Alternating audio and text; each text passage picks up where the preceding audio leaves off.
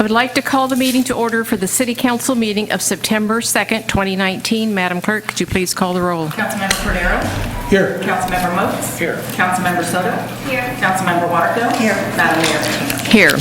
As there are no proclamations this evening, our first item is the public comment period. Madam Clerk, could you please read the criteria for the public comment portion of the agenda? This time is reserved to accept comments from the public on consent agenda items, closed session items, or matters not otherwise scheduled on the printed agenda this evening. Unless otherwise directed by the mayor, speakers will have 3 minutes to comment. Direction to staff may be given. However, state law does not allow action to be taken by the city council on matters not on the agenda. Once the public comment period commences, no other speakers will be allowed to submit a request to speak form. And Madam Mayor, we have 16 requests to speak. Oh, okay, 16. 3 minutes. Thank you. Yes. Okay, no further requests to speak for public comment will be taken at this time. Kathy Ortiz, followed by Jennifer McMurrain, followed by Gary Hall. Good evening. My name is Kathy Ortiz, and it's an honor to be here. I'm here tonight to say thank you. Thank you to the mayor, thank you to the city council, and especially I want to say thank you to Ms. Gloria Soto, councilwoman. This is about the resolution that you're going to sign tonight about the crosswalk on Foster Road. And back in, I think it was January or February, we started this campaign to make make it safer access for people that are using that crosswalk. We started out with the phone campaign. We called all the city council. Gloria Soto called me back that day about 10 minutes after I called her. She had some time to talk.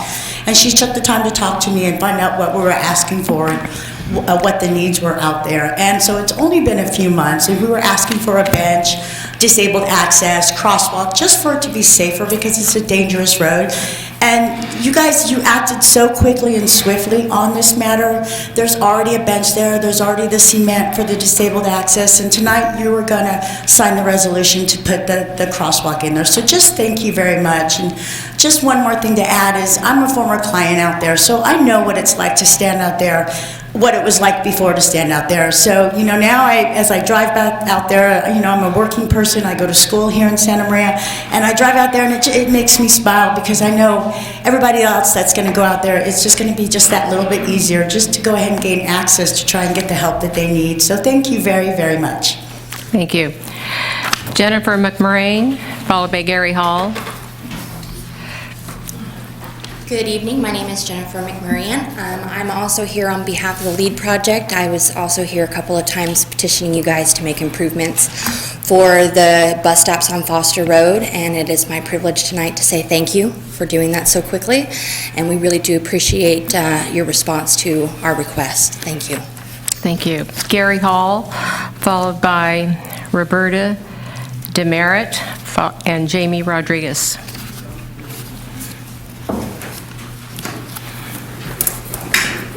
Bad start.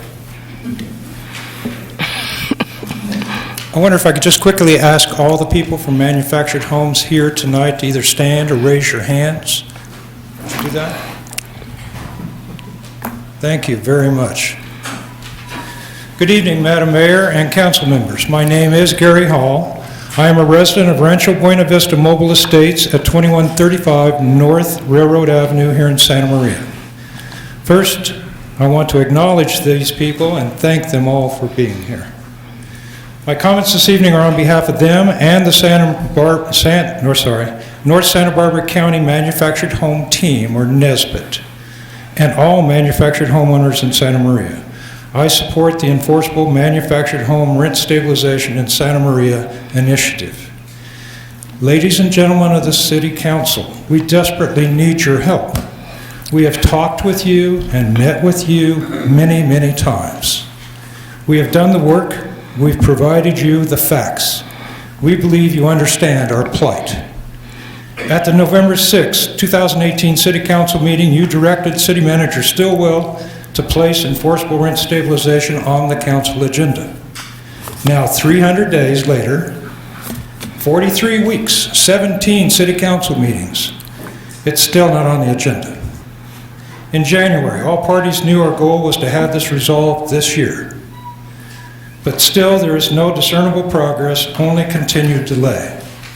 I have repeatedly asked for the opportunity to meet with the city staff in order to get rent stabilization back on track, but have received no response.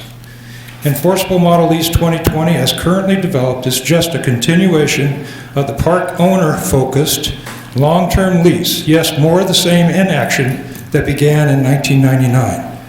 Nothing beneficial has come from the 4 stakeholder meetings, and we see little justification to continue them. I think we have been extremely patient.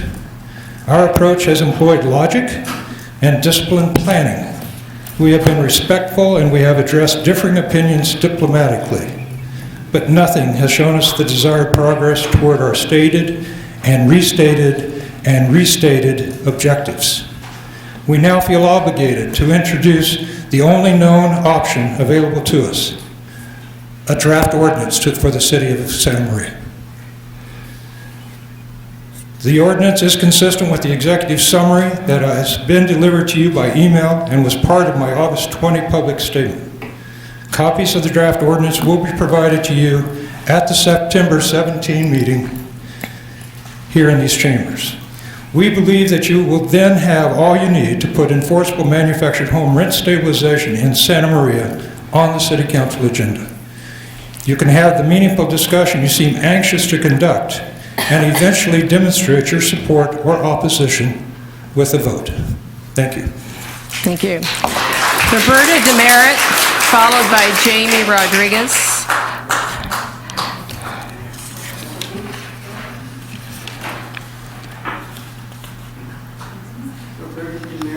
Yes.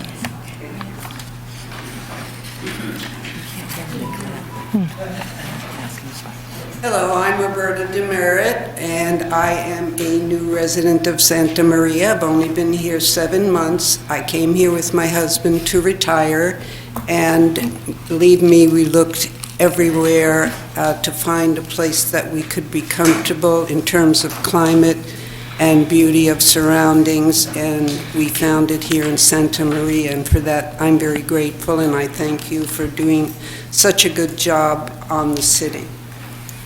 Unfortunately, we could only afford to move into a manufactured home for our retirement, and now we are faced with the fact that we cannot plan our future financially because there is no rent stabilization, and the current contract which our landlord or the owner has told us we must sign by January 2020 is not very good for our financial future.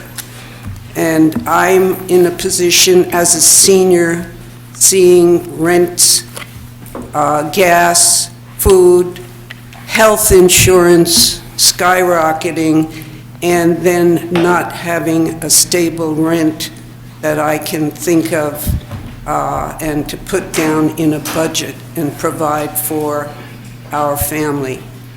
I'm one of many, and especially in this park, I implore you, please at least consider rent stabilization. It's not very different from what you've been talking about with the people whose landlords force them out in order to house other people. This happens a lot, and our owner also is very arbitrary, and I don't want to sign a 10-year contract when you might be able to help us with a better financial future. Thank you. Jamie Rodriguez, followed by Judith Chumley, followed by Nancy Truby. Good evening, Madam Mayor and the council people, as well as the other members that have attended tonight. My name is Jamie Rodriguez. I live at Casa Grande Mobile Estates, 519 West Taylor Street, and I am the Vice President of the HOA at Casa Grande. I'm also the President of North Santa Barbara Manufactured Homeowners Team, Nesbitt. And I'm also, which is affiliated with GSMOL, and I am a regional manager for San Luis Obispo, Santa Barbara, and for Ventura counties under GSMOL as a volunteer. I support the enforceable rent stabilization for all mobile home owners in the city of Santa Maria, not just the senior parks, the family parks as well as the senior parks. We all have a stake in this. I would like to remind you, let's see, that there are 14 mobile home parks within the city of Santa Maria. That's 1,520 spaces, and there's no rent control. We need some kind of help with enforceable rent stabilization. Thank you. Judith Chumley, followed by Nancy Truby, followed by Judy Robertson.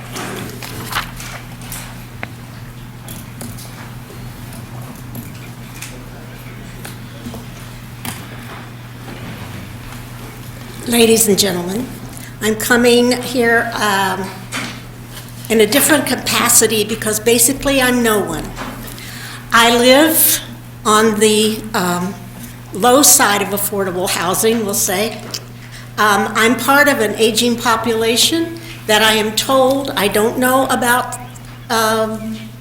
charts and statistics, but I do know that in a very few years, or maybe closer than that, the aging population is going to outrank the younger populations in our country. And I think you probably all know that.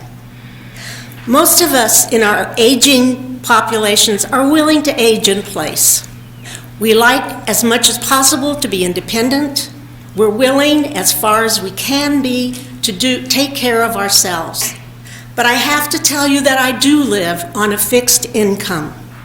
I must tell you that I would dearly love for my expenses to be just as fixed, but it's not happening that way, is it?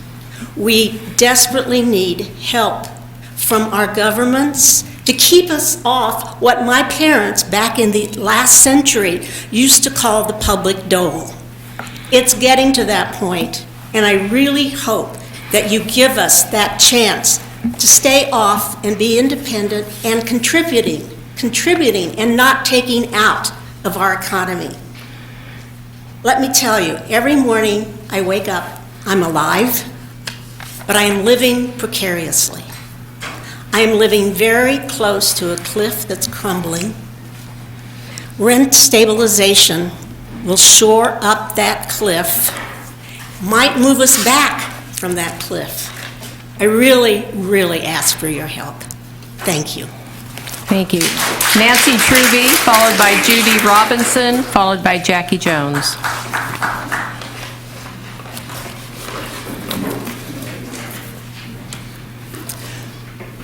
Good evening, Madam Mayor and council members. My name is Nancy Truby. I am a resident of Rancho Buena Vista Mobile Estates at 2135 North Railroad Avenue here in Santa Maria. I have lived at Rancho Buena Vista for nearly 5.5 years.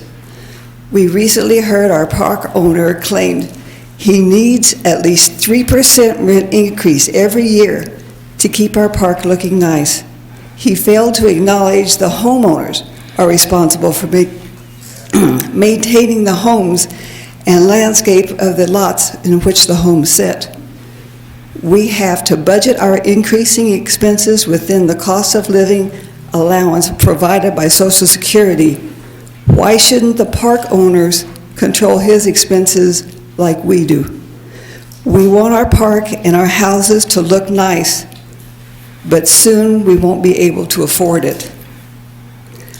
The last point I want to make is that it is not just manufactured homeowners that have been attending these city council meetings that are in favor of enforceable manufactured home rent stabilization here in Santa Maria. We had a homeowners meeting last week, which was attended by nearly 100 Rancho Buena Vista residents.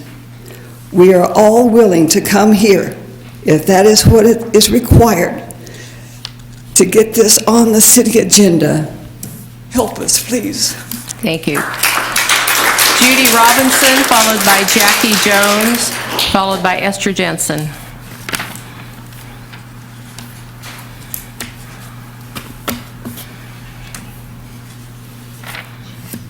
Judy Robinson is next. Robertson.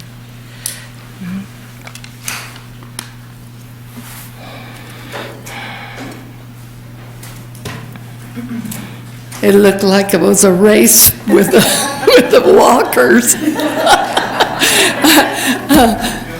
My name is Jackie Jones, and I do live at Rancho Buena Vista Park. I come to you because we desperately need to have rent stabilization. I'm a retired teacher. I have been facing cancer and $10,000 medication a month, and it's overwhelming when every year I have to worry about how much more I'm going to have to pay for rent on a home that I own and property that I pay taxes for. And I sincerely hope that you will consider and vote for rent stabilization for us. Please, we do need help. Judy Robertson, followed by Esther Jensen.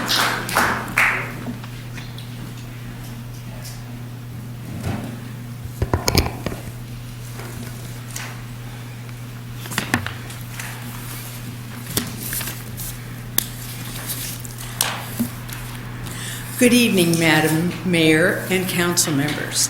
My name is Judy Robertson, and I live in Rancho Buena Vista Mobile Estate, 2135 North Railroad here in Santa Maria. I have lived in Rancho Buena Vista for 24 years.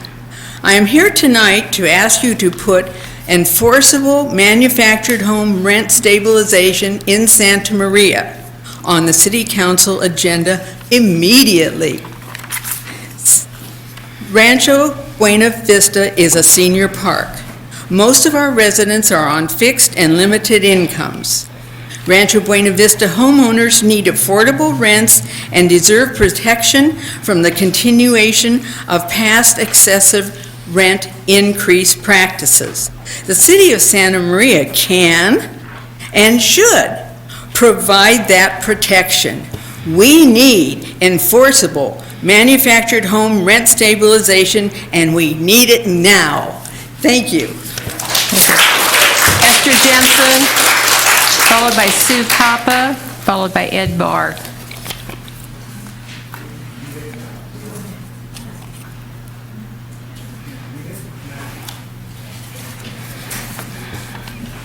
Good evening, Mayor Patino and council members. My name is Esther Jensen from La Maria Mobile Home Park on South Thornburg, and I also represent the North Santa Barbara County Manufactured Homeowners Team. I just want you to know I don't give up easy. Our seniors living in mobile homes are hurting. Everything around them is going up on a regular basis, but our pensions and Social Security checks remain pretty much unchanged. People are encouraging me on a regular basis to keep fighting for our seniors. Most of the seniors I come in contact with aren't comfortable in speaking up. Someone has to. I pray the good Lord will give me health and strength to bring their message to you. It's vital that we help those that cannot help themselves. Getting enforceable rent stabilization here in Santa Maria will give them peace of mind, knowing that they at least can keep a roof over their heads. Let's get on the City Council and make this happen this year. Thank you. Thank you. Sue Kappa, followed by Ed Barr, followed by Sarah McDonald. Sue Kappa, followed by Ed Barr, followed by Sarah McDonald.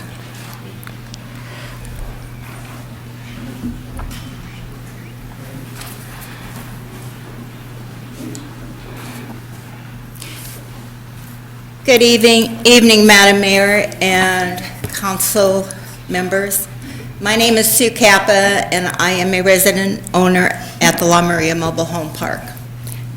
I am here again tonight on behalf of my neighbors and friends who live at La Maria but are not able to attend these meetings for various reasons.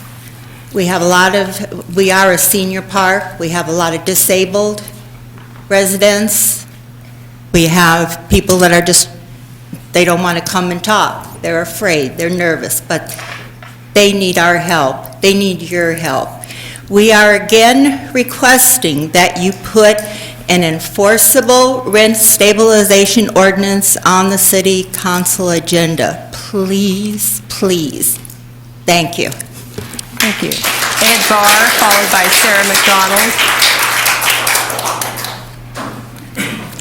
followed by Andrea Mayfield.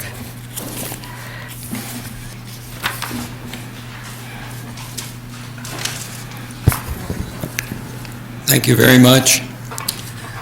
4 weeks ago, I complimented and thanked you for still starting each meeting with a convocation, a prayer by a local minister of faith. In bringing the issue of rent stabilization before you again, I will turn that compliment to advantage and address in particular council members who are Christian. Matthew 25, verse 34 to 42, addresses the needs and the obligations of believers to the poor of society. Society of 2,000 years ago? No, today. I do not count myself among the poor yet.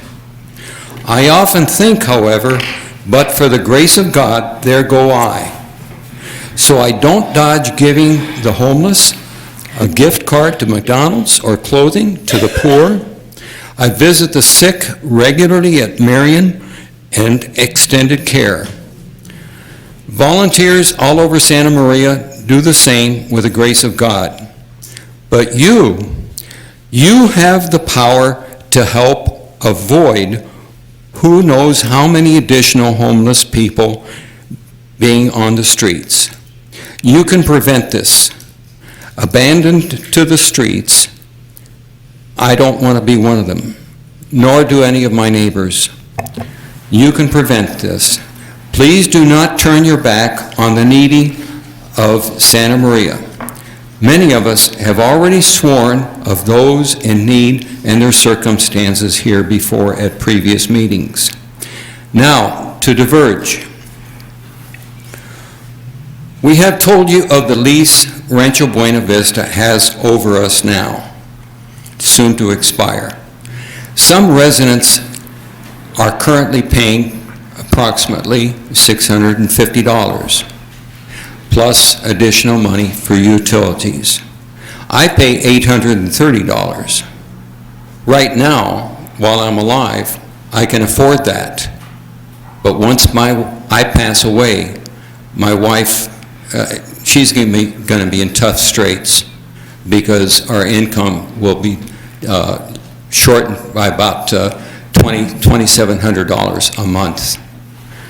It'll be pretty hard for her. Homes sold and resold most often get a 5% immediate increase on their rent. I have a question. If the owner made sufficient profit at an arbitrary figure of $650, what does he do in the way of paperwork, processing paperwork, to deserve so much more? What does he do to deserve being greedy? Or to put it another way, how much money does a millionaire need to be satisfied? Thank you, Mr. Barr. Oh, my time's up? Yes, thank you. Okay. Sarah McDonald, followed by Mary Harrison.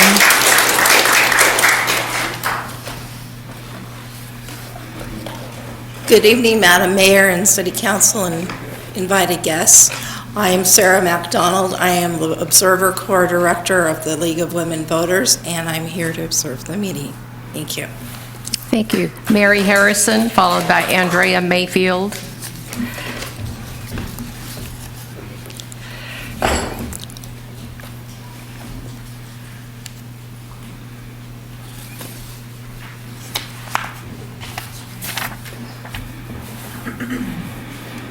Good evening. Councilwoman Waterfield, are you the council person for Rancho Buena Vista? What district is that in? Would that be in the first district? North Railroad Avenue. No. Who is the council person for North Railroad Avenue where Rancho Buena Vista is There located? isn't one currently. Because Pardon? there is not one currently because we just, in the last election, went to districts, so there isn't one currently. Actually, Mayor, it would probably be Dr. Moats and I, because we're still at large. And myself, Yeah. so.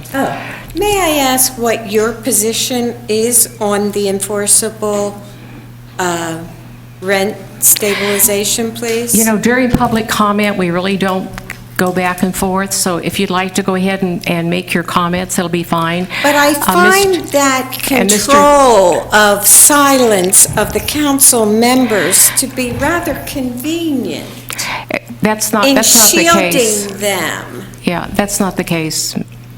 Then can they answer my question? We do not do that in public comment. But it's been so One long, minute. we're Our attorney trying. can speak to that. Mr. Watson?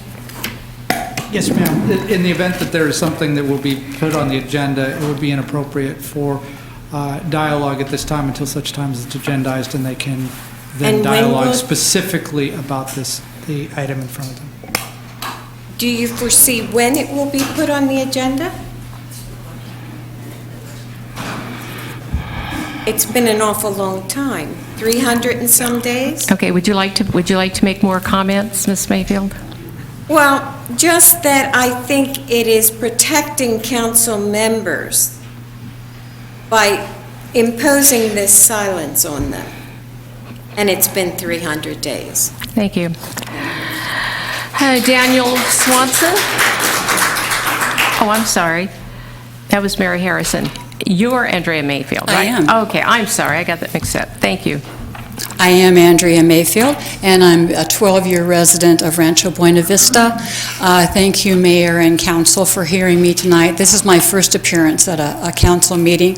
I've been at Rancho Buena Vista for 12 years. I'm just here to echo the other comments of the members and residents of other mobile home parks, and just urge you to put rent stabilization on the agenda, because I am also a receipt of income from Social Security, fixed income, and veteran survivor benefits, and I also have a fixed income as others do, and require and request some help with fixing our rental income for the future. I appreciate the time. Thank you. Daniel Swanson?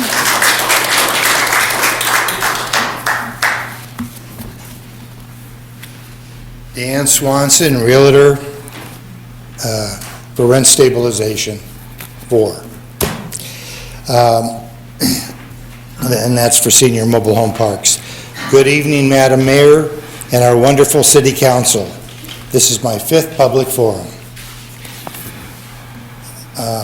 The last two meetings, I felt the mayor and the City Council at the end of the forum asked very astute and right on the money questions. I felt actually at that time a great deal of optimism. I could hug all you guys because everybody participated in those 2 meetings. And I listened very carefully to what you had to say. I then noticed that it shifted over to Mr. Stillwell, our city manager, and this has been going on for several years with what? We're still in the same position that we were before. And I don't mean to make that, I know you're a busy man, and I know you got a lot of things going on, and you have to meet the owners and so on. But in realistic terms, my question to you is this. After all this time, to not have a model lease in place, What are you doing? And you don't answer the question, because I realize that's not appropriate. But I have a solution.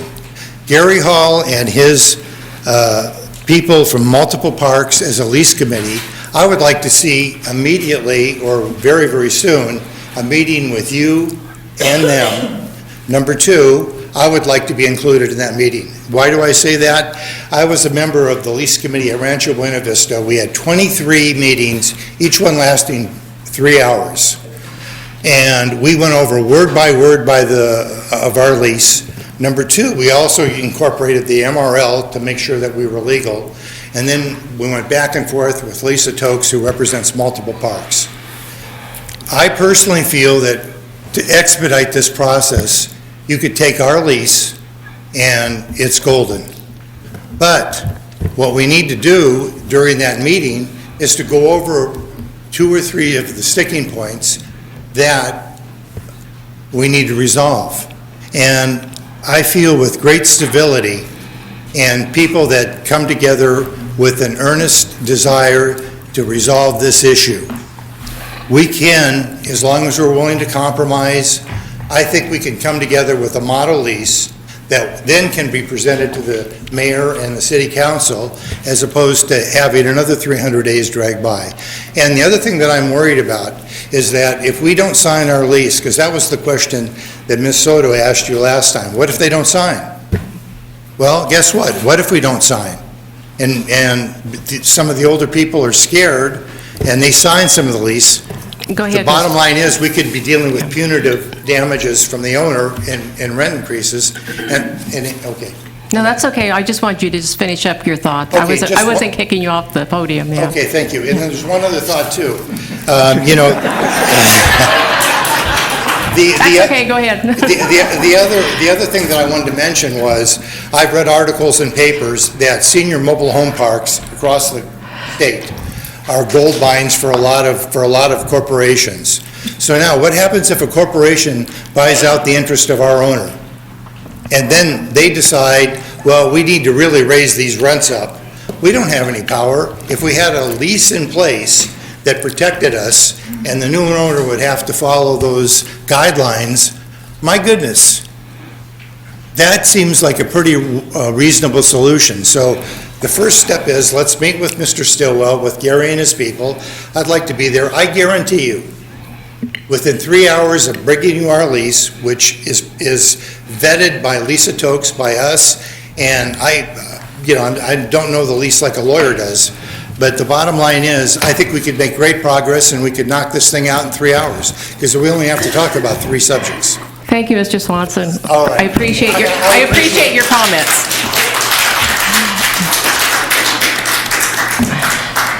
Okay, that concludes public comment, the public comment portion of the agenda.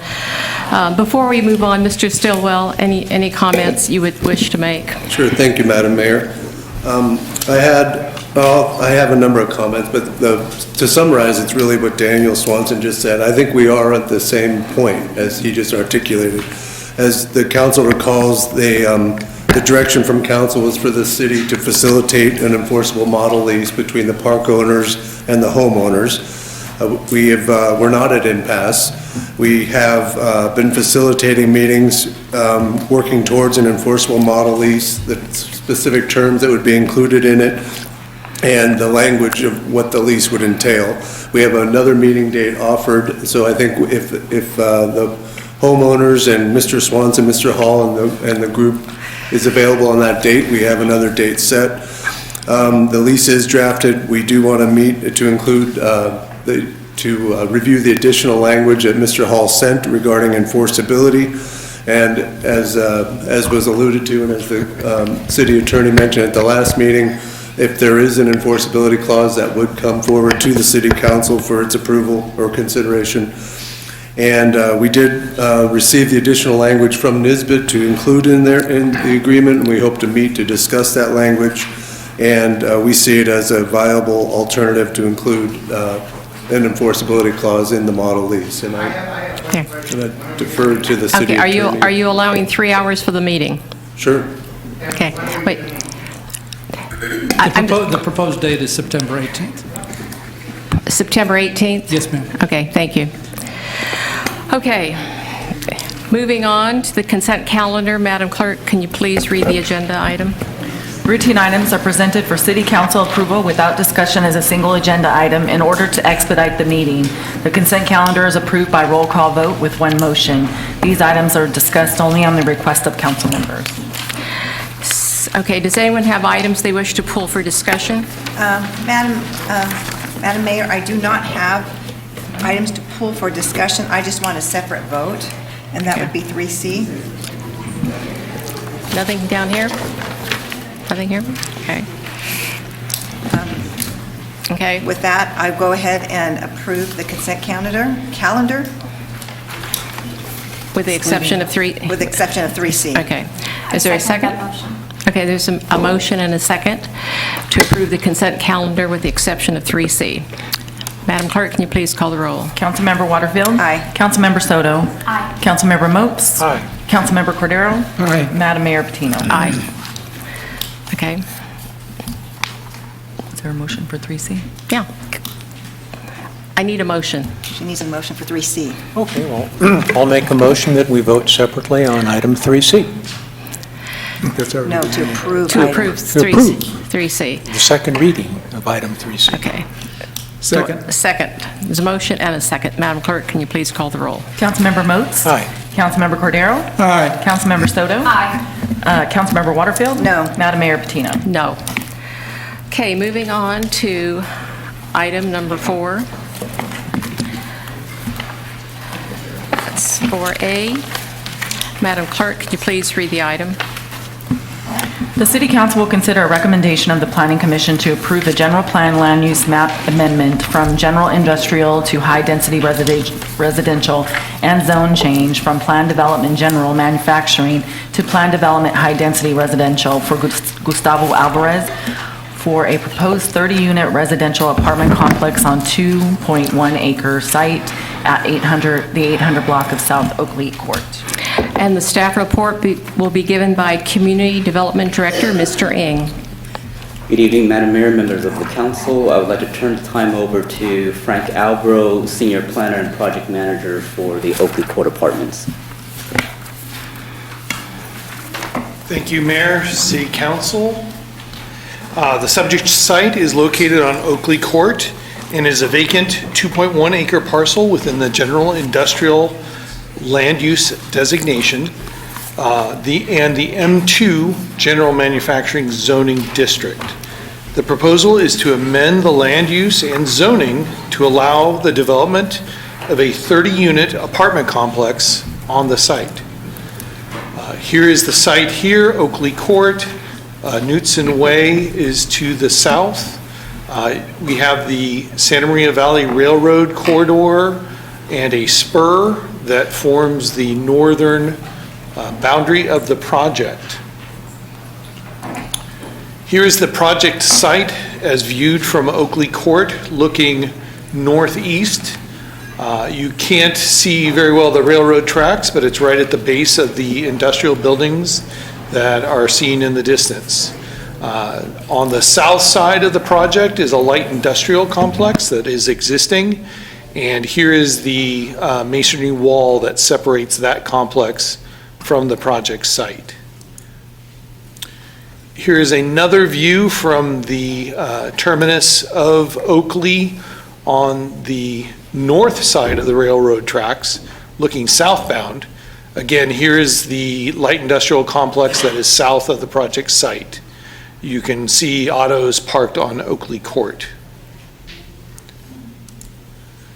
So again, the proposal is to amend the general plan land use from GI, or general industrial, to a high-density residential land use designation, and then amend the zoning from PDM2 to PDR3, again, to support the proposed 30-unit apartment complex.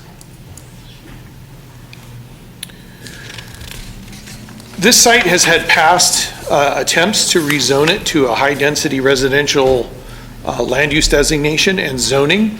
The first one occurred in 2008, where 36 subsidized affordable apartment units were proposed. That equated to approximately 16 dwelling units per acre. At that meeting, there were a number of concerns expressed by neighborhood tenants, particularly the industrial and commercial tenants, to the north of the railway. Parts of their concerns dealt with their 24-hour operations.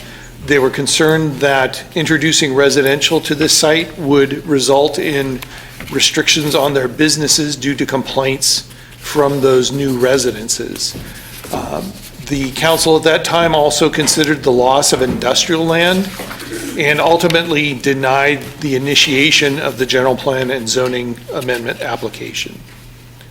The second application occurred in 2014, and that request was for even more units than the first request. This was 72 senior apartment units, which was close to 30 units per acre. The development would consist of 3-story buildings. To get to this density, a bonus density request was also included in the application. Again, neighboring business owners and the railroad opposed the project and focused on the potential for new complaints caused by the new tenants being disturbed by their operations. As with the 2008 request, the council denied the initiation of this 2014 request. So now we come to the current request, and again, 30 apartment units, which is approximately 14 dwelling units per acre in buildings of single and 2 stories. Excuse me, let me go back one. So once again, we look at the site, we look at the surrounding zoning designations, which match the general plan land use designations. As you can see, we have high-density residential existing to the west of the site. We also have a single-family residential development to the south of the site, and in a neighborhood of R2 and also R1 zones further to the south. On the north side of the railway tracks, we have commercial manufacturing industrial zone and PDM2, which is our highest intensity of industrial, which is what the site is zoned currently. So in this section, or this item, is looking at the general plan and zoning to determine whether or not the land use request and the zoning to go to R3 is appropriate for this site. Under both the current M2 zoning and the proposed R3, there will be conflicts with neighboring property owners. We have an M2 site that is adjacent to an R3 development and R1 development. On the other hand, looking at from the industrial, we have industrial to the north of the railway track. We have the railway track corridor itself, and we do have a single M1 designated light industrial complex. The current tenants in this complex are a church, a pesticide company, and a HVAC contractor. So in either case, whether we leave the current M2 zoning or we go for the R3 zoning, there will be potential for land use conflicts. The general plan, when we have a situation like this, directs us or gives us suggestions for potential remedies. One of those suggestions is to use planning and development standards to overcome those potential conflicts. And that is what the Planning Commission did when they approved or recommended approval of the land use and zone change. They included special conditions and considerations in order to make the findings so they could then make the recommendation to City Council. And to move to the recommendation, the Planning Commission recommended the council take the following actions. First, to adopt a resolution amending the general plan land use for the 2.1 acre site from general industrial to high density residential. And second, to introduce an ordinance amending the zoning map from PD M2 to the proposed PD R3.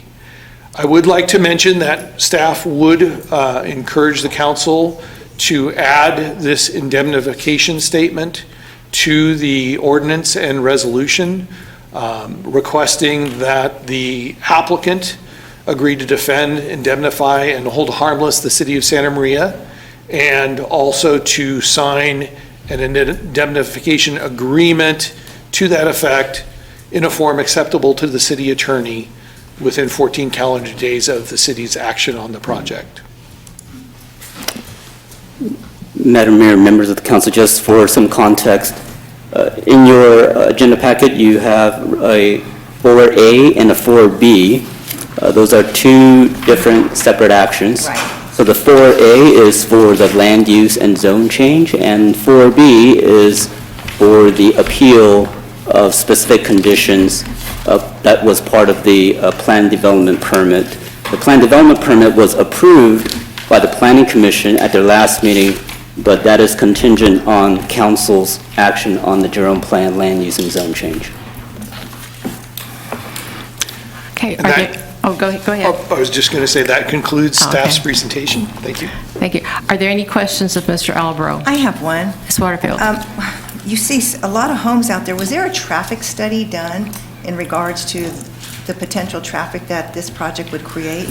No, there was not a traffic study done due to the low number of residential units did not, from the Institute of Traffic Engineers standards, did not reach the threshold of requiring a traffic study. Well, only because there's a lot of residents there, and so you're adding more people there, and we have multiple cars per unit. So, but the answer was no. The answer is Okay. no. That's all I want to know. Hey, Dr. Moats? Mr. Albro, since 2008, 11 years have passed. In 2008, there was the first application for residential use there, which was denied. In 11 years, has anybody had any interest in taking a manufacturing use for that property? There were phone calls that I received 2 years ago, perhaps, regarding someone investigating the possibility of a light industrial mini storage. However, those phone calls did not equate to an application. And in my experience, that's the only other inquiry into this property that I'm aware of. Well, it's just my impression that there have now been 3 plans submitted to the Planning Commission to make this residential and 0 plans to make it manufacturing. What makes you think some manufacturer is going to come in and save this property from going residential? That would be up to the development community and information that I don't have at the present time. Ms. Soto? Thank you, Madam Mayor. I see here a couple of written correspondences from the Santa Maria Valley Railroad. Have they been approached to take over this parcel of land or to purchase it? Where have those conversations gone, or have they happened? I do not have that information. Perhaps the property owner and developer might have some information on any discussions with Santa Maria Valley Railroad. Any other questions? Okay, hearing. Is the applicant here? Would they like to make any comments?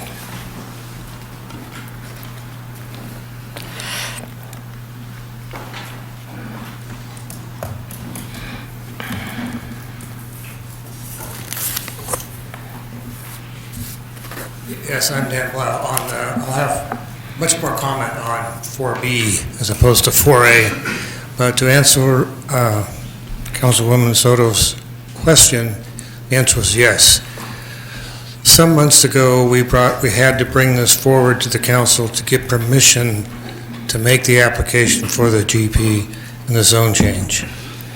And although it was approved on a 3-2 vote, I caution Mr. Alvarez is both of them, that we might want to wait, let me back up. It was the Ochillo family that made a statement that they would have liked to have bought it. And for some reason, I think because of family relationships or feuds, I'm not sure what it was, he wasn't able to. And so we stood back and had George Schmidt from Pacifica Realty give us a broker's opinion of value of that as an M1 land and deliver that to Ochoa's. They did submit a counteroffer. We submitted another counteroffer, and despite 4 phone calls that were not returned and 4 emails that were not returned, at that point in time, we decided there was no deal to be made. So we went back and went ahead and did the application. So, the zoning change, I think, is appropriate. It's 3 sites, is zoned for some kind of residential.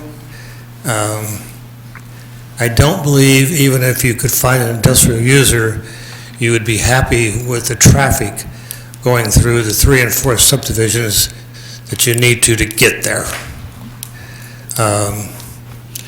As far as the decreasing amount of industrial land, in another week or 2, I'm about to bring you another project that's going to cure that problem. You'll have an adequate supply for a number of years. So that's all I can say. Unless you have any questions. Thank you. Any questions of Mr. Blau? None? Okay, thank you, Mr. Blau.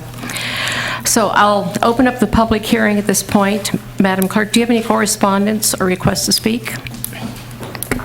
Madam Mayor, staff received 3 written communications from L. Tom Mitchell, Azure Logistics, and Louis Briesbos and Biscard, if I could say it right, the law firm representing the Santa Maria Valley Railroad, opposing the Oakley Court project. And Madam Mayor, we have 7 requests to speak on this item. Okay.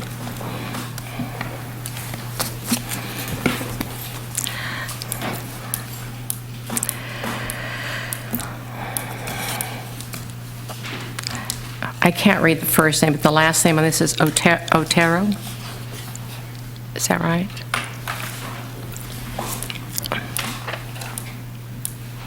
Otero, okay. I'm sorry. No worries. Good evening. My name is Yamil Otero. I'm a regional property manager, and I work for Greystar Management Company. And I moved up here about 9 years ago, and I had the privilege and honor to manage La Vista Apartments, which is directly south or west of the proposed project. And when I was the on-site manager, actually was asked to come speak in 2014 when they proposed to develop the 72 units for senior housing. We did come out here, and I came out here to support the proposal simply because the two concerns that the railroad company had stated that they were concerned with safety and noise. And from our perspective, being a manager there for 3 years and now managing the site for 9 years, we've received very few complaints regarding noise, and safety, I think, is a bigger concern right now. We currently deal with challenges for people either camping in the current location now. They've actually built a couple tunnels underneath the land, and they used it for a place to hide. We, on a daily basis, clean up trash. We're neighbors, so we support one another. We actually will send an email to the owner of the land now, and he helps us with cleanup, but we also, on a day-to-day basis, help with cleanup. And also, since I've been here for 9 years, that has been a safety concern for residents, just because it's a vacant lot. Nobody's really, other than keeping it clean, really monitoring it or ensuring that it's a safe crossway or it's safe to park cars there. Second, the one thing I've also seen from being here 9 years is there is a housing shortage. We see it all the time. I know, the previous council topic was about rent control, and one of the challenges is there's not enough housing. And because there's not enough housing and not enough affordable housing, the market rates for the apartments have gone up. Having additional housing will help to create more competition and maybe even help to bring some of those rents down. So I'm a list person. When I was approached to come and speak, I always make a list of, what are the pros and what are the cons of what I'm being asked to speak about. And when I look at that list, there are definitely more pros than cons. and which is why we came out here to support as the management company for the on-site property La Vista, which is just next to the proposed project. Thank you. Felicia Valle.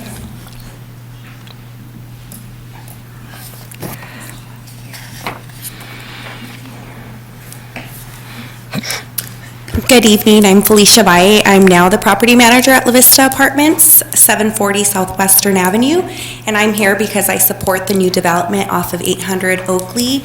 I'm going to go ahead and mimic Yamil's comments there. One of my biggest concerns being a property manager across the street is that there are a lot of transients living in the area.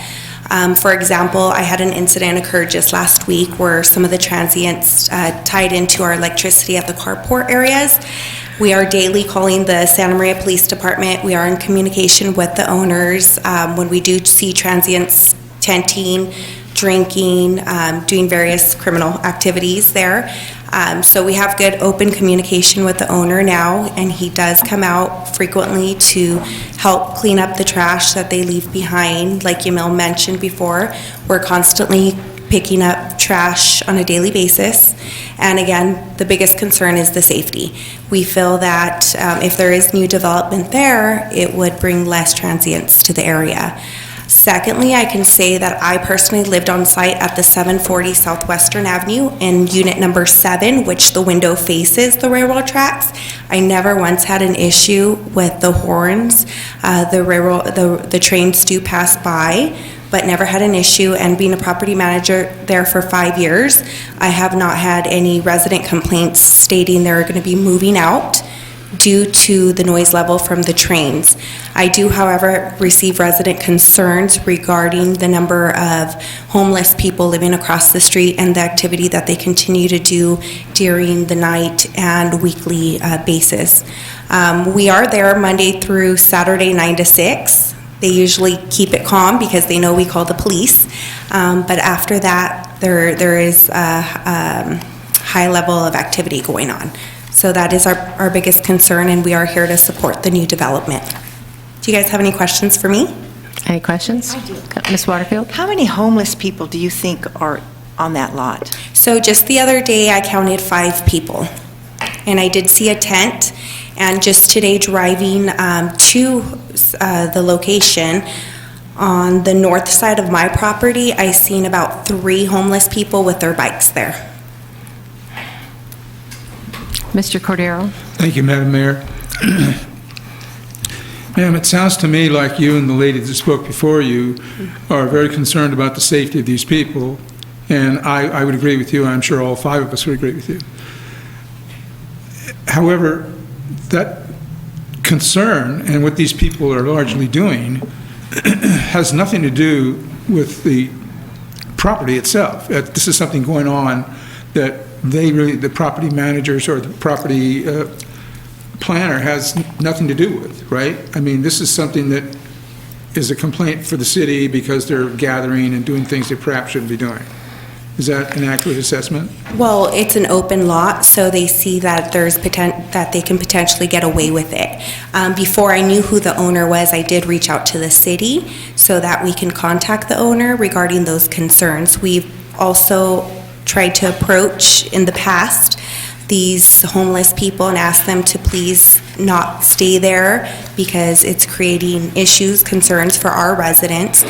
We were advised from the Santa Maria PD not to approach them, which we do not approach, but like Yamil mentioned before, they are creating tunnels and living underground, which is a big concern for us, and also children passing by. There's a number of children that pass by there daily, which is concerning for me as a mother because I wouldn't want to see my child passing by somewhere where there's homeless people not knowing what can be done. So the development of this property, regardless of how it's developed, but the development of this property, as I think you mentioned, would help to mitigate this problem. Correct. I do feel that. Thank you. Thank you. Any other questions? Okay. Thank you. Thank you very much.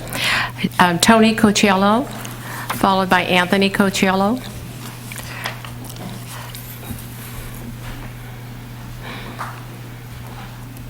Madam Mayor, City Council, this is my 3rd time up here, and The only thing I'm going to say is I'm a trucker for 50 years in this town, and we've heard comments about the noise of the railroad.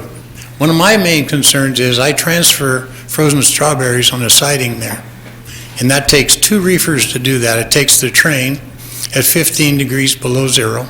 It sits there 14 feet in the air, and then my truck has to come in next to it. So you've got 2 reefer units sitting there trying to keep it at 15 degrees below zero from lineage. Now, nobody in this room knows what that sounds like. So as a layman, and I'm a trucker, when that train goes around the corner and those wheels squeak, you can't talk. When those reefers are running, it takes probably 3 hours to eventually get it loaded because I have to return to lineage, which has no siding. So I'm their guy. Thank God, I'm their guy. I have business. I have my 3rd generation sitting back there going to Cal Poly. That's my concern. Me and my wife are over the deal. But I'm telling you, somebody needs to come out there and put their ear next to that track with those reefers running. And when it's done, then the railroad has a schedule, because sometimes we can't load them right away from lineage, so it sits there and it howls. That's all I got to say. I'm sure there's going to be other comments, but it's noisy out there. I'm sorry, it's noisy. That's it. Any questions? 1 minute. Yes, Dr. Moats? Coach Gillen, what time of day is this activity occur? Well, they won't load us until 7:30 in the morning at lineage. That's the way they prepare the frozen barrels. So we go in with 1 load, we come in, we offload that, then we return, and they're getting very busy, by the way, for the city of Santa Maria, very busy. Now we're waiting in line to get the 2nd load. So that reefer on that train is blaring, holding down 15 degrees below zero. So it's hard to say when our drivers can get back. We have to wait in line. There's no holes over there to get into, so we wait. It's an all-day project. And then, if the railroad doesn't pick it up, it runs all night long. Shut them down. I can't give you a schedule because there is none. We started out and we go through our process. And that's how freezers and that's how the trucking industry works. We don't get a free pass anymore. That's your question? It could run all day long and all night. They've run all night there. Well, that's what I was wondering. Well, they still run a train out there for 1 car, and so you have the trains maybe in Guadalupe or something, and he's trying to economically get this thing done so that they could sit there. They have sat there all night long. Mr. Cordero? Thank you, Madam Mayor. Sir, where exactly does this loading and offloading take place in relation to this development? Yeah, that's the crazy part. Nobody's ever talked about it. It's the siding. It's a spur that comes off the curve, and it goes right up against my warehouse. And there's a dock there, all concrete. Owen Rice built it there for hauling beans out here. It was a bean warehouse, a beautiful building. Beautiful building. And so it's right next to the main line. That's a very good question. It's right next to the main line that comes around, yes. And my wall is that tall, so where's the sound going? It's going that way. It's bouncing off my warehouse concrete wall, headed out. Sorry. Okay, where is your building in relation to this here, if you could pick something out? That's it right there. It says PDM 2. Right there. Right there, triangular building. Okay. Actually, it's a curve. The concrete curves, and the bottom is a metal add-on building that Owen Rice put on it. Okay, and you've been... It's right by the P. Okay, and you've been doing this for how many years there, sir? 15. And how long do you think that residents have been in there since? It's been longer than 15 years. What residents? The current residents that are adjacent to that same area. There aren't any. Was Sylvester put those in? Well, Sylvester's, but across the street from Sylvester's, there are other Down the apartment lines, buildings. yeah. And those buildings have been there for years. Yeah, that's Easy Street or whatever they call it in there. Yeah. Yeah. And that's the end of the squeak, by the way. Makes a difference. It makes a difference. And I don't expect, I was surprised. Wow, I can't even talk. When that train comes around and those wheels are they're just cranking against the steel. But when it's rolling, it's and you can feel the vibration, of course, but the squeak, those guys can tell you all about the squeak. I mean, it's noisy.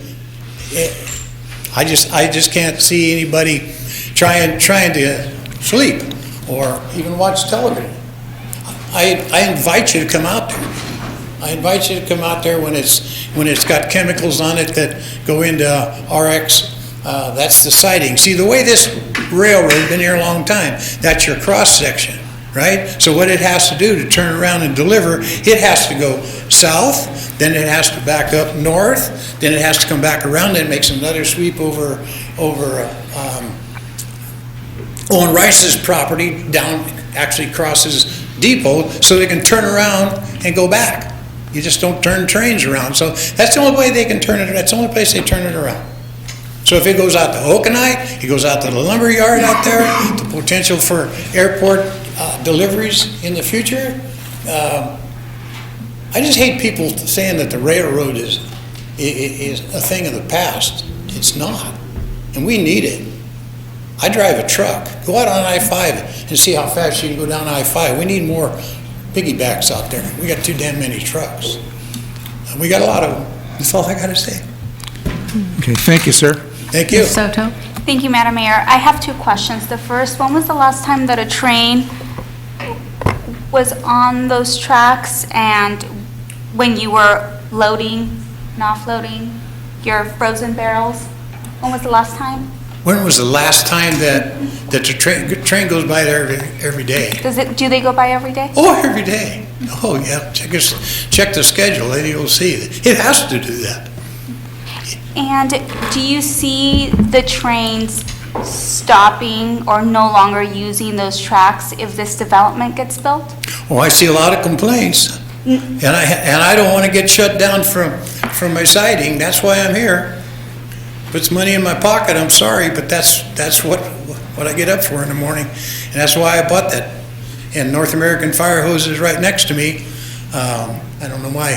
How many complaints have you had since, I mean, in the last year, given, as Councilmember Cordero alluded to, there are residential right next. They don't get the sound, that's my point. Yeah. They do not get the sound. Even if their properties are adjacent to the railroad It track? starts to straighten out. As soon as that wheel comes off and it starts to go straight, all you're going to do is clickety, clickety, clickety, click. That's all you're going to hear. Can I ask a question? I'm sorry, about that? did I explain that wrong or? Was a noise analysis made? Yes, there was an acoustic analysis provided for the Planning Commission, and the Planning Commission continued the first hearing and asked that additional information be provided. And that noise analysis did consider the train engines and the train horn. I do not believe the noise analysis investigated any squeal or squeak. However, the noise analysis did use readings from the actual trains being adjacent to the site. Yes, Ms. Waterfield?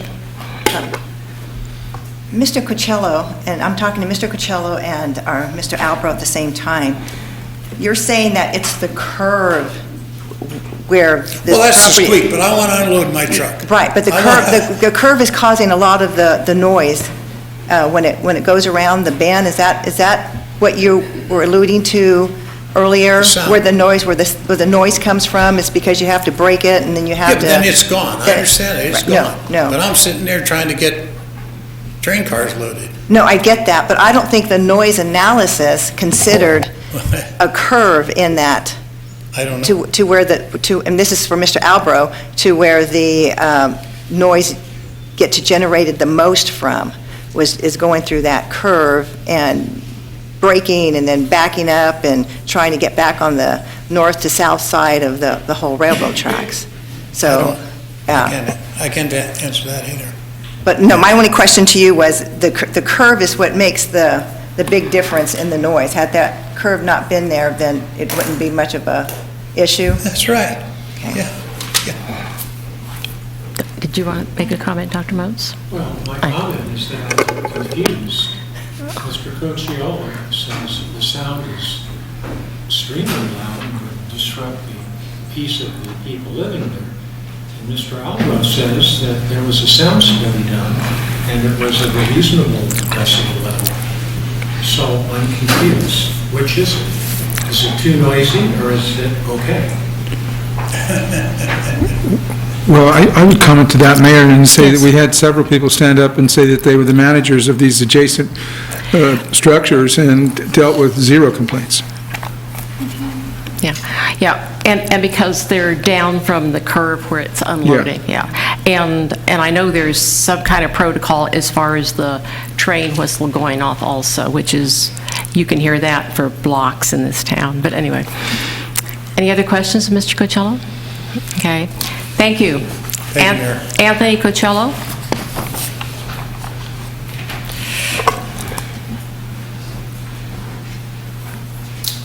Thank you, Madam Mayor and Council.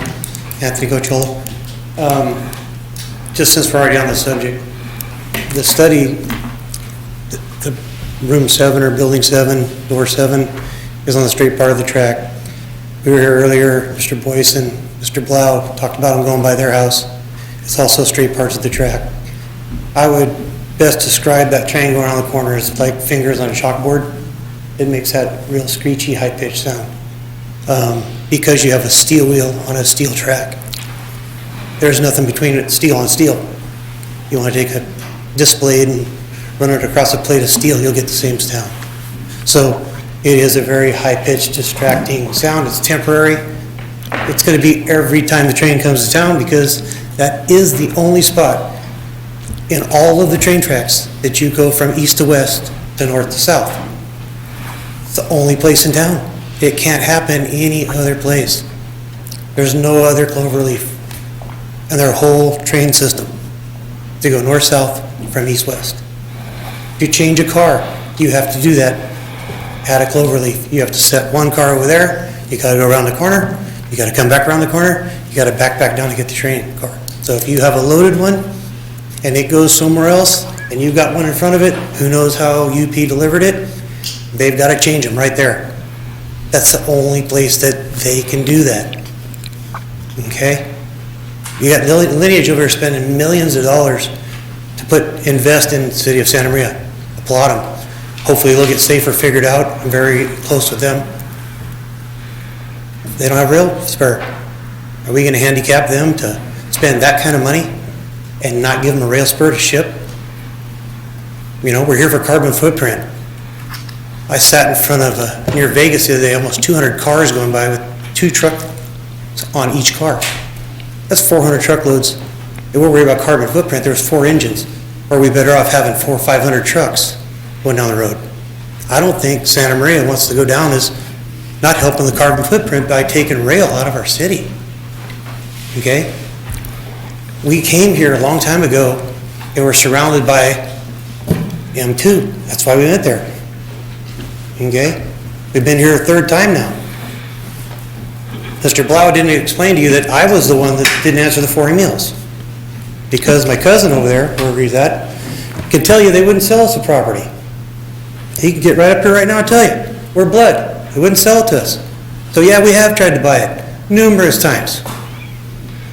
I even was offered a shady way of doing it, but I'm a stand-up guy and I'm not going to do that. Okay? But when the price goes back for more than airport property, yeah, I wasn't gonna answer that, you know? I was born at night, but not last night. You know? Might have fell off the last train that went by, but.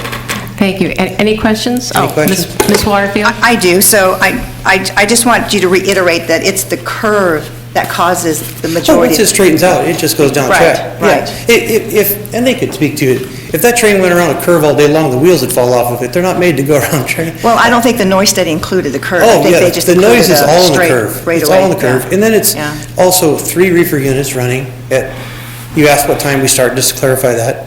The truck reports over there at 7, but it takes 3.5 hours to cool that down to -15 from ambient temperature of the beautiful city we live in of 70 degrees. So that rail car starts running, my guy turns it on, watch, we don't turn it on, the UP turns it on, because they can do that remotely, so in case they shut off, they know they have a problem. That car probably starts up at 4 o'clock in the morning, okay? It's at 70 degrees. It's gonna run full bore, high as it can run, to get down to -15. That takes, the hardest thing to cool, if any of you know about cooling, is empty space. Okay, so it's gonna run like heck to try and get down. Then we're gonna open it up, and we're gonna open it up to the beautiful temperatures of Santa Maria, and it's gonna try and maintain 15 degrees below zero. It's gonna run like crazy. Sometimes we have 2 and 3 cars sitting there. Sometimes they don't pick them up for 2 days. Okay, we make 2.5 truckloads to fill 1 rail car at 28 pallets apiece. So that's 56 times in and out of that car and in and out of there. So that's 112 times, 224 trips in and out of, and that's cutting it short. Now, if we put them in barrel loaded on the floor, that's 2 barrels at a time versus 4 on a pallet. So exponentially times that by 4. Backup alarms, dock plates, banging, clicking, smack, it's a noisy business. It's a noisy business. Have we had no complaints though? Because we're right there where that P is on PDM 2 of our property. We're not around anybody. That's the problem.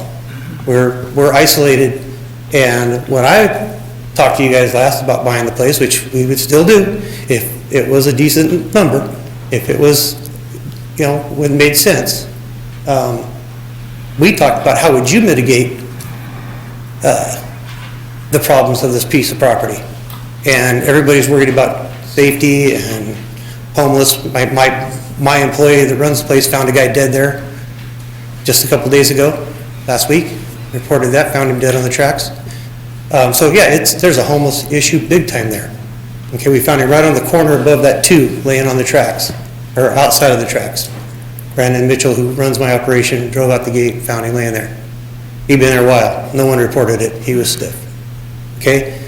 We talked about it, and you talked about traffic and everything over here on this side.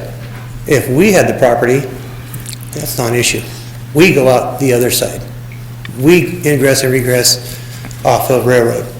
That leaves that whole side free of traffic. We said we'd probably put our office over there, things that we don't use that much. That's how we kind of tried to mitigate the issues with the neighborly thing. And that's what we would still do. And we would still be in line to do that, but at a rate that made sense. Thank you. Any other questions here? Thank you very All right, much, thank you. Anthony. Mario Juarez?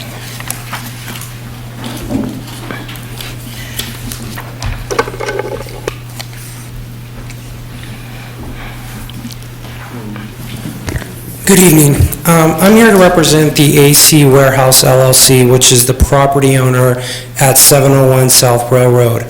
And as has been described by Mr. Cocchiello, that shape of that U is something that has not been taken into account with any noise study. The prior homing development that's talked about by the property managers, that's on the straight path of the train, which of course is not taken into account the squeaking, the curve that we're talking about in the proposed property at issue in this case. So we're talking night and day. Whatever happens over here at PDR 3 Max 15 with the existing housing unit has nothing to compare to with the proposed project. This has come before the council on 2 separate occasions. Nothing has changed from the previous times that it was proposed to the council. There's still the same issues, there's still the same noise concerns, all that's still in place. What has occurred is that the property at issue is a $33,000 square warehouse, which my clients own, which what happens there, they have over 200,000 cases of wine that they store for the wine industry at great revenue that comes into the city. Co-chairs have already spoken about the strawberry reefer units, which again, the noise to generate the temperature required to get -15 is substantial. Again, that has not been addressed by the Planning Commission or the staff in their report as to the noise study. So we ask the City Council to take into consideration that whatever is going on in the nearby housing development has nothing similar to the property in question. And if you put a housing development out there, you're not going to have happy families. You're going to have families saying, well, why did we just move into an apartment where we can't sleep, where our kids can't do their homework at night because we're subjected to screeching sounds of train tracks every single day. Plus the warehouse, which is a 24/7 operation. You have a lot of delivery vehicles coming and going, picking up the wine cases all the time, which again is not going to make for a happy community. Once the city council goes down this path, if you made this a housing development, it's not going to be a great solution for the city. There's other areas that where you can put housing in, but by putting it in this area, you're just creating a whole new headache. You're taking away industrial property, and I would suggest that you seriously consider what is Santa Maria about. If we want to make decent housing, I'm born and raised here, that's a great thing. I support that 100%. Put it in the right spot. This is not the right spot. It's already been talked about how crucial that U-curve is to the railroad tracks in general, and how that is the only location logistically to make these changes. So I would suggest that you really take that into consideration and deny the application. Thank you. Thank you, Mr. Juarez. Oh, 1 minute, Dr. Moats. So what you're saying is the sound study that's been done is inadequate? Correct. Why don't you do a sound study at maximum noise levels and convince us that we shouldn't do this?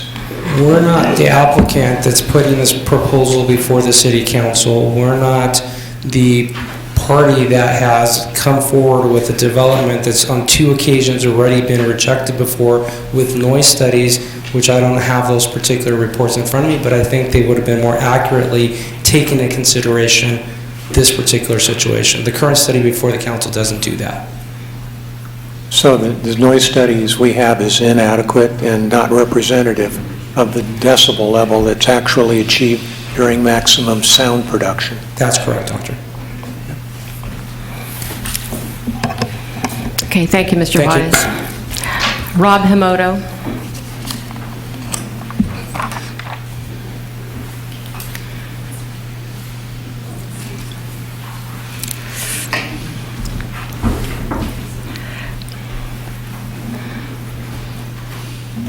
Good evening, Mr. Himoto. Good evening, Madam Mayor. Good evening, City Council. This is the third time, and I can repeat myself, the environmental advantages and all that stuff about rail. We have increased business, and we will continue to increase business. We increased it threefold since 2014, since this last time, and it'll continue to increase again. Comment I want to make about the noise is that curvature, a track with curvature, you make a lot more noise than a straight track. That'll increase because the cars are getting longer and they're getting heavier, which will increase the noise as we go along. And our trains continue to increase. As I've discussed in the past, the railroad is a private enterprise, operate for the good of the public. We're the most environmentally friendly way of transporting freight goods. We use less greenhouse gases than trucks and other forms of transportation, and we lessen traffic congestion. So we need as much industrial land as possible. We keep shrinking on us, and I asked developers and the Planning Commission, like, what do we do? You keep taking industrial land away from us. And they said, we got industrial land east side of the city, but we can't get our rail over there. It'd be great if we could move our tracks to the east side of the city, but this is not possible. And this particular parcel, we plan to, if we could ever get a deal done, partner up with Cochiolo Trucking and put a spur in there and increase our transload operations. We're looking with Coachella moving wine by rail. That could be another big market, and steel and other products. Right now, they have a one-car spot, so it's a lot of in and out with one cars. If we can get multiple cars in there, it's less movement on our part. Railroad is a fixed path. We can't move it. Whereas housing, I understand we really need housing on the Central Coast, and this is one of the last affordable places, but we can put housing in other places, but against the railroad track, that's just less industrial development that we could pursue. So we asked the City Council to maintain the current zoning and reject the general plan amendment. Thank you. Any questions of Mr. Yamamoto? No? Oh, Dr. Moats? Yes. Did you ever, and maybe this has already been mentioned, but the railroad purchasing that parcel of property, you just mentioned that you might partner up with the Cochiolos or something like that? Right. Are you interested in buying that property? Well, we're interested in partnering up. A railroad's a capital-intensive operation, and if we had the money, we would purchase it outright, but we have to partner up. Railroad's a capital-intensive operation. It takes a lot of money to maintain the railroad. 40% of our revenues go directly to maintaining the tracks and infrastructure. You know, nobody's mentioned the horns or the whistles. Is that an issue? Do you blow the horns when you get into that corner to alert the homeless people to get off the track? And yes, we do. In fact, we haven't compiled it, but our train crews have started to track that statistically, and it's at least daily, correct? At least daily, we're honking for trespassers. Also have to honk the crossings. The other thing we have to point out is when we do stop and go, like stop at Coachella to switch out a car, whenever we proceed, we have to honk the horn. When we stop, we honk the horn. There's a certain sequence that lets the train operations people on the ground, whether the train's going to move or not. Thank you. Well, and you know that, Mr. Yamamoto, the complaints that we've received about the honking of the horn of the railroad, so, you haven't heard them, the complaints? Yeah, we had a lot of complaints. I think people got tired of complaining, but, yes, you have, okay. But it's not there. It's where the track is straight and runs behind the country club. Right, okay. Okay, any other questions of Mr. Yamamoto? Okay, thank you very much. David Pickett.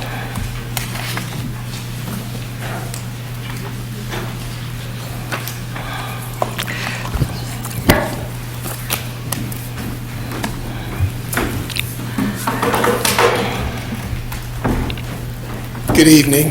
Thanks for giving me a few minutes on the agenda. My name's Dave Pickett. Excuse my voice. I'm legal counsel for Sacramento. I'm from Sacramento, for Santa Maria Valley Railroad. And I just recently went into private practice a few months ago. Prior to that, for the last 14 years, I was in-house counsel for Union Pacific Railroad. And I mention that because, as I said a moment ago, my office is in Sacramento. But I've helped to handle many issues of a variety of sorts, including community issues throughout the state, including in the Central Coast area. And if I could cite just one example that you may be familiar with to give you a sense of some of the types of work that I do. Visually, you may be familiar with the large railroad trestle over Highway 101 in Ventura. It looks like a giant erector set. Up until a few years ago, that had 50 years worth of grime and graffiti accumulated on it. I was the lead representative for Union Pacific as we worked with Caltrans and the city of Ventura to assemble multiple needs, multiple issues related to trespassing, to graffiti, to public safety, and to the optics of that bridge, as well as some other issues, to bring together a plan to make it possible to have that bridge painted and to keep it clear of graffiti. So again, mentioning that for two reasons. First, to let you know that I do travel here. I'm familiar with the Central Coast, and also that I, in my work, try to focus on solutions, and that includes recognizing when there's one that's a situation that may have some complexity and that we need to take a reasoned approach to. Want to touch on just two broad categories, legal and policy, and only very briefly on the legal part. You mentioned at the beginning how you've received a letter from our office a few days ago related to comments we had on the environmental documentation for this project so far. And I don't want to belabor or spend unnecessary time on that, but just to note for you that it's an important letter. It reflects, in our opinion, how this project is not ready to proceed as it's proposed in the first place. The environmental permitting is not ready, and it has defects and gaps in it that need to be addressed first. But putting that aside and continuing the conversation about the community aspect of this and the policy on it, Mr. Hamoto described how the railroad is growing. It's an important part of this community. Unlike some of the big railroads that may just pass through a town and don't have people who live there who run it, you have the benefit of a jewel here where it's a small railroad, it's entirely local, its employees live here, they're members of the community, and you have easy access to the people who make decisions about it. Along with that comes the demonstrated track that the railroad is on to grow. And that's good for the community for all the environmental reasons, air quality, wear and tear on roads, the development of jobs, both directly for the railroad as well as affiliated companies. Those are all very strong, positive things. And the point was made earlier how this is the third time that the city has considered this proposal or one like it. How are we going to use this property? It's currently zoned and planned to be used industrial, but there's interest in using it for housing. And it's notable that what is very different this time to my ear is that there is a company that wants to pursue development of this property that's already zoned commercial industrial for commercial industrial purposes. You have the thing potentially that's been missing before. Can you wrap it up, please? You betcha. So let me reiterate just a couple of things that others have said, but based on my own experience. Over the course of those 14 years working for Union Pacific, a routine part of my responsibilities was to help provide legal support when there were issues related to complaints about how the railroad sounds, where it goes, what it does, when it does its work. And in many, many cases, there is legally nothing that can be done to change that. For example, the trains have to blow their horns. Okay, thank you very much, Mr. Pickett. You're welcome. Any questions? None. Okay. Having no other requests to speak, I'll close the public hearing and bring this item back to council for discussion and/or a motion. Where do you want to start? I'll start. Go ahead, Ms. That's Soto. okay. Thank you, Madam Mayor. As I was reading the staff report, it does mention on here that there was a noise analysis conducted, which did include the U-curve, and it indicated that the railroad noise would not exceed the interior or the exterior exposure. And also under the current zoning, PD M2, I don't feel like, and just like the staff report states, that it's compatible or appropriate to the existing developments around there. There's housing. And I actually visited the site and I spoke to residents that live on that street, and no one, they didn't complain. And during elections, while I was door knocking and canvassing, I spoke to almost all of the residents in that street. And when I would ask them what their biggest concern, it was always, we need more housing. Not once did they complain about the railroad. And as I pulled up the map through Google Maps just now, there are homes that are right where the curve is right now. And I don't think that there's been complaints. I mean, again, the need for a house. That there is. Right there. Right where the curve starts. Right there. Oh, I see what you're talking about. On the other side of the wall. Right. Yeah. And so, yeah, I mean, since 2018, there haven't been any commercial or industrial projects our way. I think that right now, as we're looking at, again, the importance of infill and the lack of affordable housing, or just the lack of housing. I mean, we have a 5% vacancy rate in the city of Santa Maria. I think it's crucial that we seriously consider the importance of this project rather than letting an opportunity pass us by. Oh, and I'd like to add, sorry, that the Planning Commission voted for one, and the one lone vote was because, not that they voted, it's that they were absent. And I believe they had multiple meetings, right? They discussed it twice? Yes, we've had multiple meetings on this also, so that's why it's coming back to us. That is correct. The Planning Commission first heard the item in June and continued it for additional noise information to come to them in July. If the mayor and council would like, I do have additional information regarding the noise analysis that was provided to Planning Commission. Well, let's have it.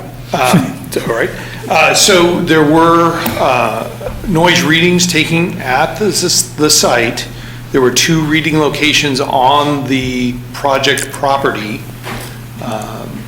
Those locations were approximately, well, one was at the corner and one was more interior to the site on the north side.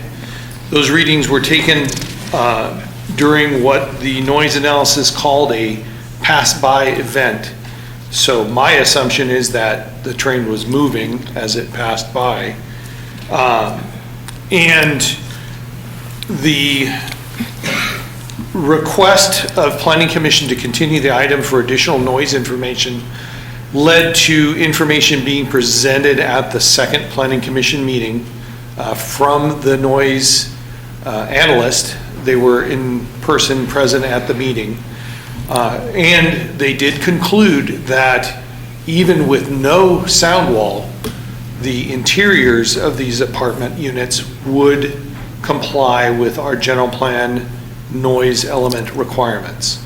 With the 8-foot sound wall, there were only small areas adjacent where noise would exceed the standard for the multifamily. But in addition to that, our City of Santa Maria code and our noise element allows up to 75 decibel noise rating. And the train impact, even without a sound wall, did not reach that 75 decibel acoustic level. Even without any sound wall? Even Correct. without the 6-foot wall, or the 8-foot wall, or the 12-foot wall? 0 wall? Correct. Because the sound... That's just contradiction. The sound dissipates with distance away from the noise source. And in addition, our noise standards are measured in a terminology called CNEL, which is an average over 24 hours. So the new noise analysis that was presented to the commission in July did account for what was reported to be louder horns that had been installed since the original noise readings had been taken. And even with those louder horns and a pass-by event every hour during the daytime, with the horn blasting at least one time, this project still met the general plan and zoning noise level standards. But they obviously did not agree with you because then they wanted a 12-foot, that's what, we're going to item B. They wanted a 12-foot wall and air conditioning in the city of Santa Maria. Madam Mayor. No, I'm sorry, Mr. Alvarez, we've closed the public hearing. Okay. Our PhD sound engineer is here if you have any questions for him. Oh, okay, thank you very much. So Yeah, I think there's all kinds of contradictions. In Sound engineer? Sure. It's a different, yeah. Okay. But it was requested to hear what he had on the sounds there. Okay, do you want to make your comments? Yeah, my thoughts on this are that I don't see this as a threat to the railroad. I think the railroad's going to do what the railroad does, and if the railroad makes more noise, then it's going to make more noise. And we're all in favor of economic vitality and moving lots of goods through the railroad. I think all of the risk here is borne by the applicants to do this project. They're the ones that are going to own the property and have renters that decide they don't want to be there and move out. So I think if the applicants want to bear that risk, they should be able to. Okay. Mr. Cordero? Thank you, Madam Mayor. I find it difficult to believe that with the short distance there is between this curve and these other things that we're not inundated with complaints from noise problems, and yet we're not. And Councilwoman Soto can testify that from her personal dialogue with some of these people. And I would agree with what Dr. Moats just said. I was thinking the exact same thing. If we get to 4B, I have some questions for either Mr. Schmidt or Mr. Alvarez.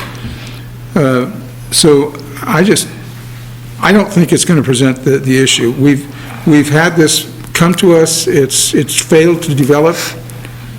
And as you might recall in my comments earlier, regardless of how it's developed, it's going to help to mitigate some of the homeless problems that cause the problem in an empty field. I too made a trip out there, and the trash and stuff in the lot is terrible. And I think that if you had somebody utilizing that, whether it's commercial or residential, it would help to mitigate that. I also have a comment that this has been going on for a number of years, and I find it very disappointing that we waited on the opposition side of this ordinance change, or this land use change. We waited till the 11th hour to see 20-plus pages of stuff for us to go through when they had all this information, and it was mentioned by the opposition that nothing's changed, and yet we waited until today to get it, and I think that that's not fair to us. So we spent the afternoon doing other things to readjust to do the reading. Thank you. Ms. Waterfield? Well, I completely feel different from my three colleagues, and I'm going to stand on the same issues that I voted last time for. I believe in the Santa Maria Railroad.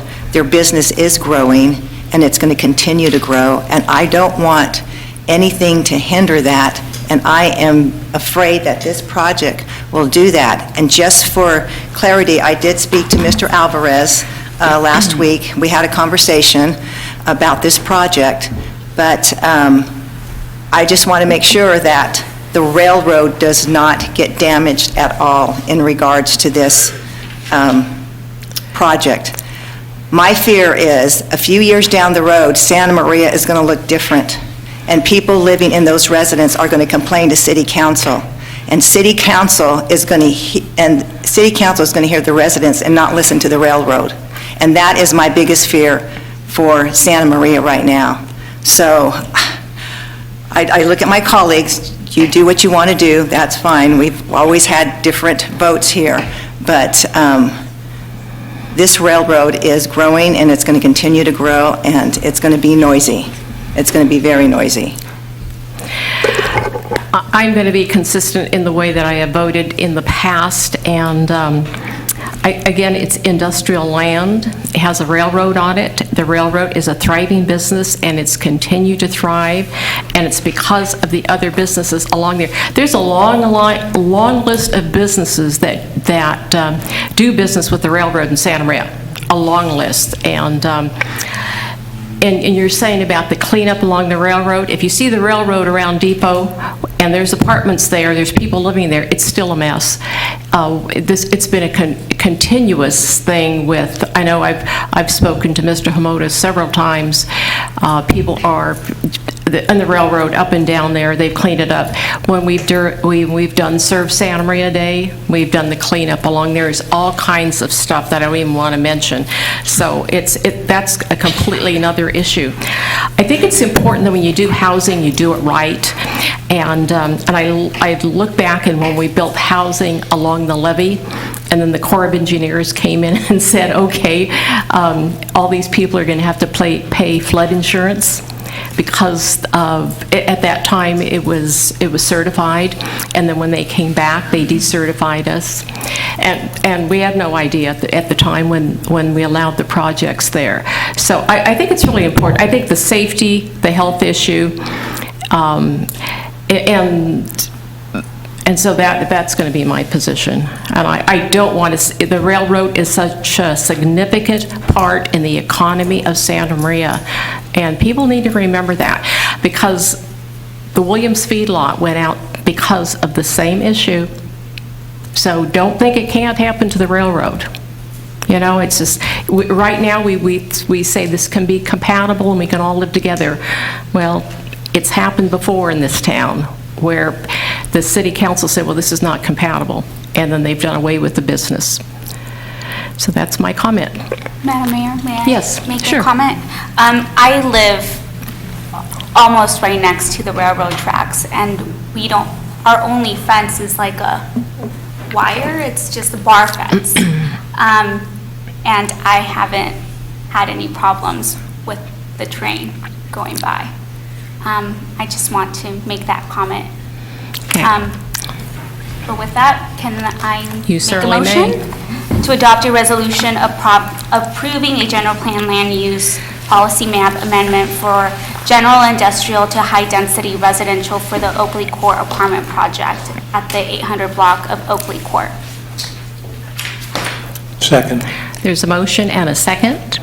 Any further discussion?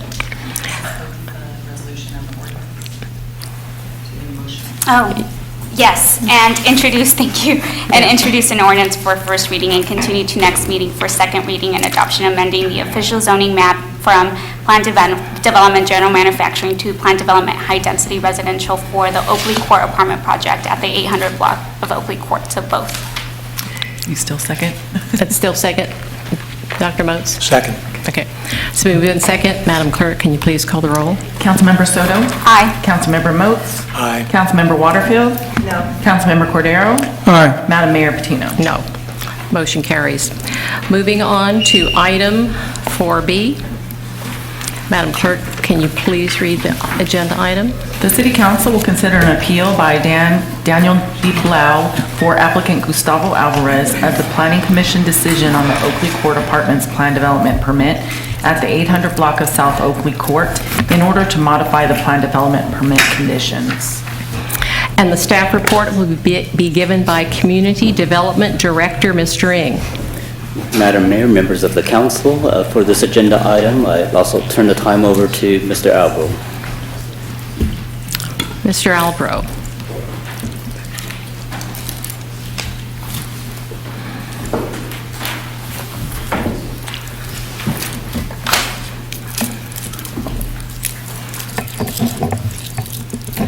Thank you, Mayor, members of the City Council. Again, this is the same location that our prior item had discussed.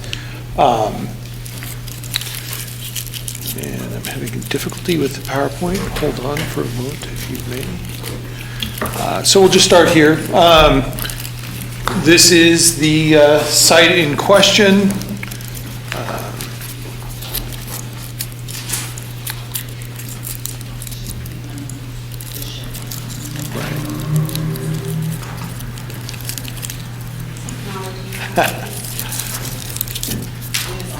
Oh, okay.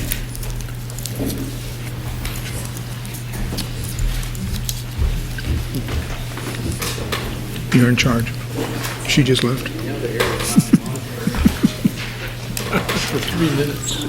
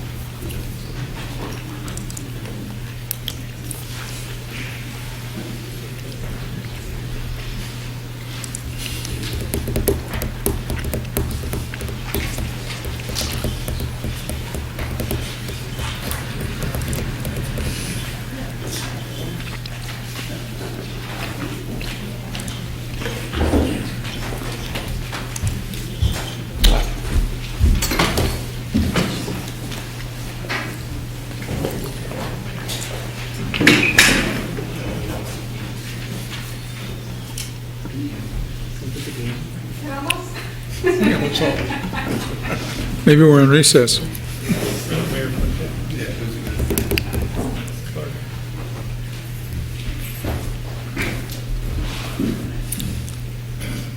Is this room air conditioned?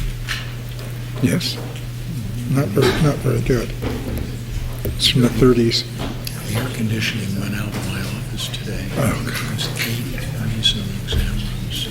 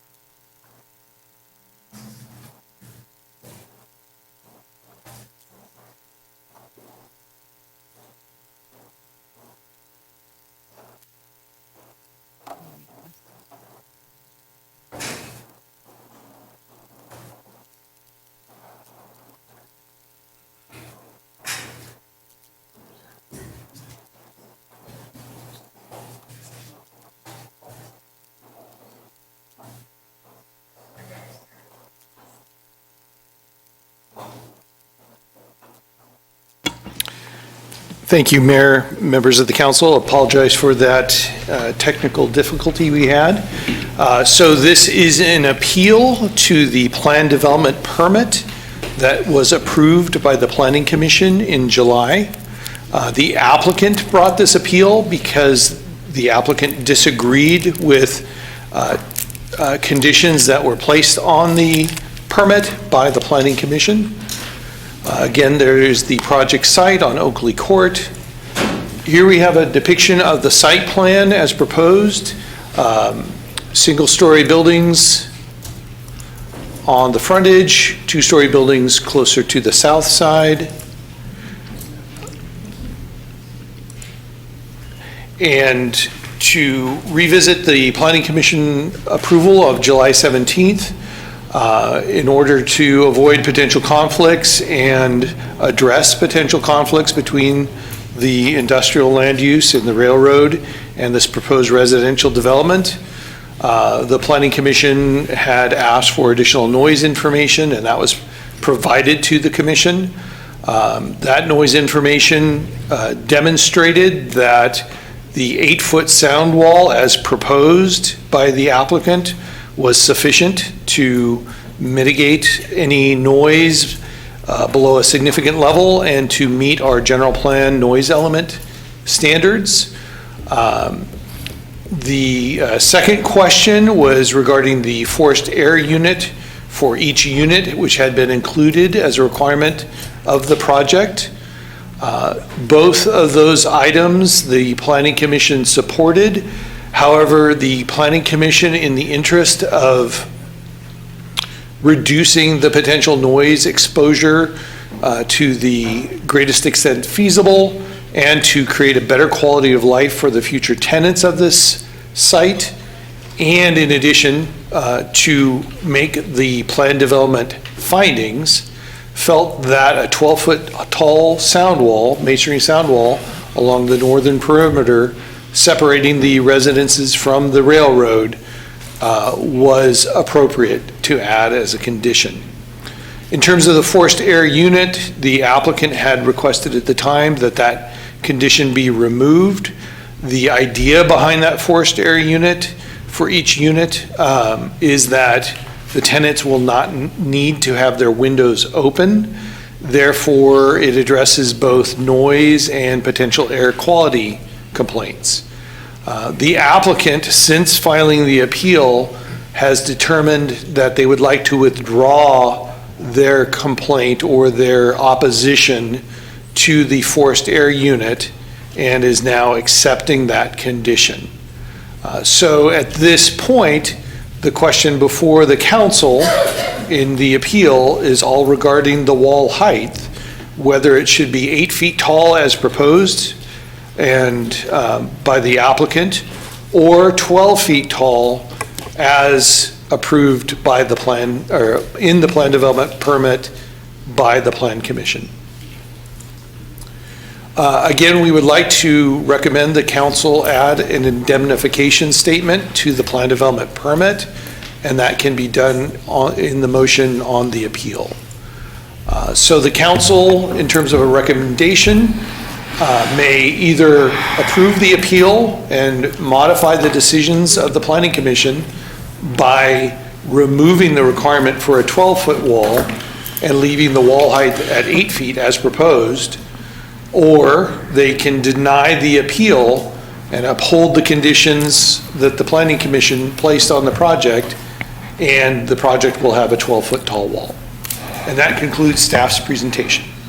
Thank you. Any questions of Mr. Albro? Dr. Moats? Yes, Mr. Albro. It says here that staff recommends that the City Council uphold the decision of the Planning Commission and deny the appeal. Is that your opinion? That is the recommendation of city staff, that the wall should remain at 12 feet tall. But you just told us that if there were no wall at all, the decibel level wouldn't be that bad. And so why would a 12-foot wall be better than an 8-foot wall? And that was a finding of the Planning Commission after receiving the additional information, the additional acoustic information. They recognized that the 8-foot wall, or perhaps no wall, met the noise element standards for noise exposure. However, the Planning Commission stated in order to make the findings required for the plan development permit, and in the interest of making the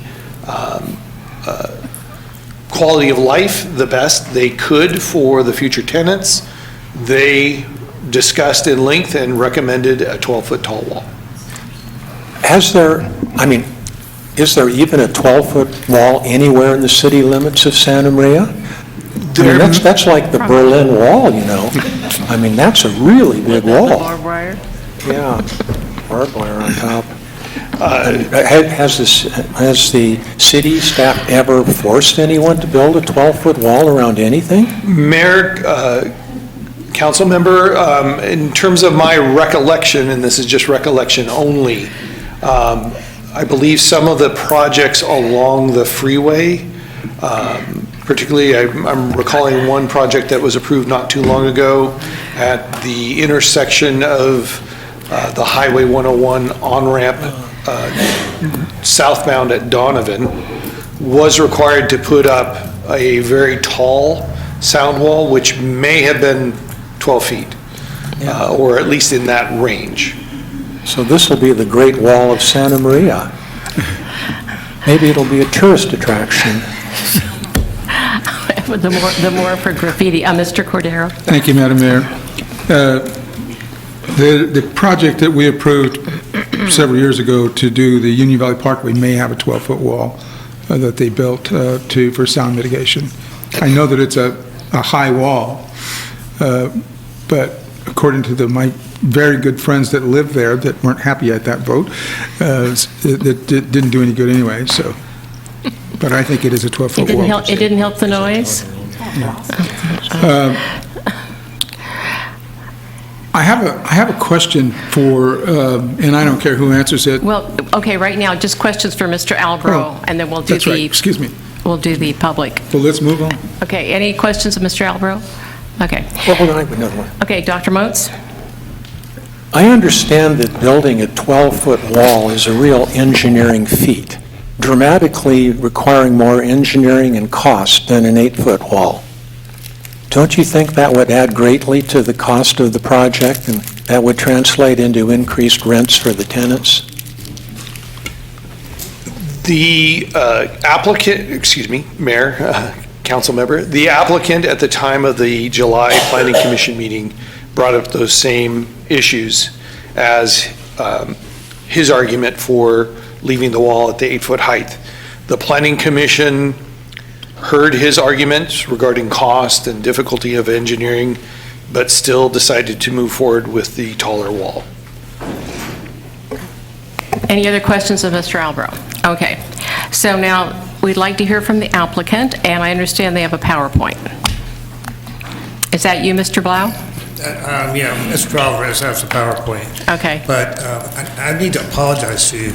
I didn't realize that the sound issue was going to be such an issue on the prior item. I have David Lord here, who is a sound engineer, who is able to answer any questions you might have. Well, you just never know about us, do you, Mr. Blau? And I do want to kind of chat with you about how you do your procedures. I know at my level, at the county, the applicant has the opportunity to address the comments from the public before you close the public hearing. It would be kind of nice. I'd like you to think about it. Thank you. Okay, so... Mr. Lord is here to answer any questions. I will make a couple comments, and I think he can confirm them. You didn't have any dinner. And then loop you up here with the presentation. It was not necessary, although it was a 4-0 vote for the 12-foot wall, it got there kind of strange. Two of the planning commissioners were fine with the 8-foot wall, and then your chair decided he wanted a 16-foot wall. And Commissioner Lopez, well, what about a 12-foot for a compromise? Okay, and I didn't get up and have a big objection because I knew it was coming here anyway. And so I figured I'm not going to fight him there at that meeting. At best, I was going to maybe get 2-2, and what good does that do? So having said that, you want to give him the PowerPoint? Okay. Good evening, Mr. Alvarez. Good evening, Honorable Mayor and City Council staff. I'd like to thank Manager Stillwell for allowing me to do this PowerPoint. I really appreciate it. Is there a clicker available? Oh, you're going to do it. Okay, great. Thank you. So we did propose an 8-foot wall and feel that that is more than adequate for this project. It will stop a lot of the traffic that goes through there, a lot of the crime. It was mentioned about tunnels. About 4 months ago, Officer Jensen approached me, contacted me by phone, and said that there was tunnels there. We immediately went to the site. We found almost like a one-bedroom tunnel with plywood and living quarters down there. We immediately got a backhoe. We closed that up. Over the last week, Officer Jensen approached me again, and there was new tunnels. We went and cleaned them up, closed them up. There was drug paraphernalia and other things, and people were cited and arrested at that time as well. And the La Vista Apartments was very happy with that. However, so getting to the wall here, just wanted to make that point. We have done an analysis of different projects around town. Is the clicker working, or is it too far? There it goes. Okay. So these are the homes. These are the homes on Blank Street that back up to the south side of our property. These homes right here are probably about 15 to 20 years old, and I took a reading of their wall. Their wall is 7 and 1 inch tall, only 1.5 inches tall. That wall right there. The next project that I took a picture of, this is Los Adobes de Maria. That's a 6-foot wall, chain link there at the railroad crossing. This wall right here is the wall that backs up to La Vista Apartments. It's 6 feet, 1 inch and a half only. This is immediately to the west of our property.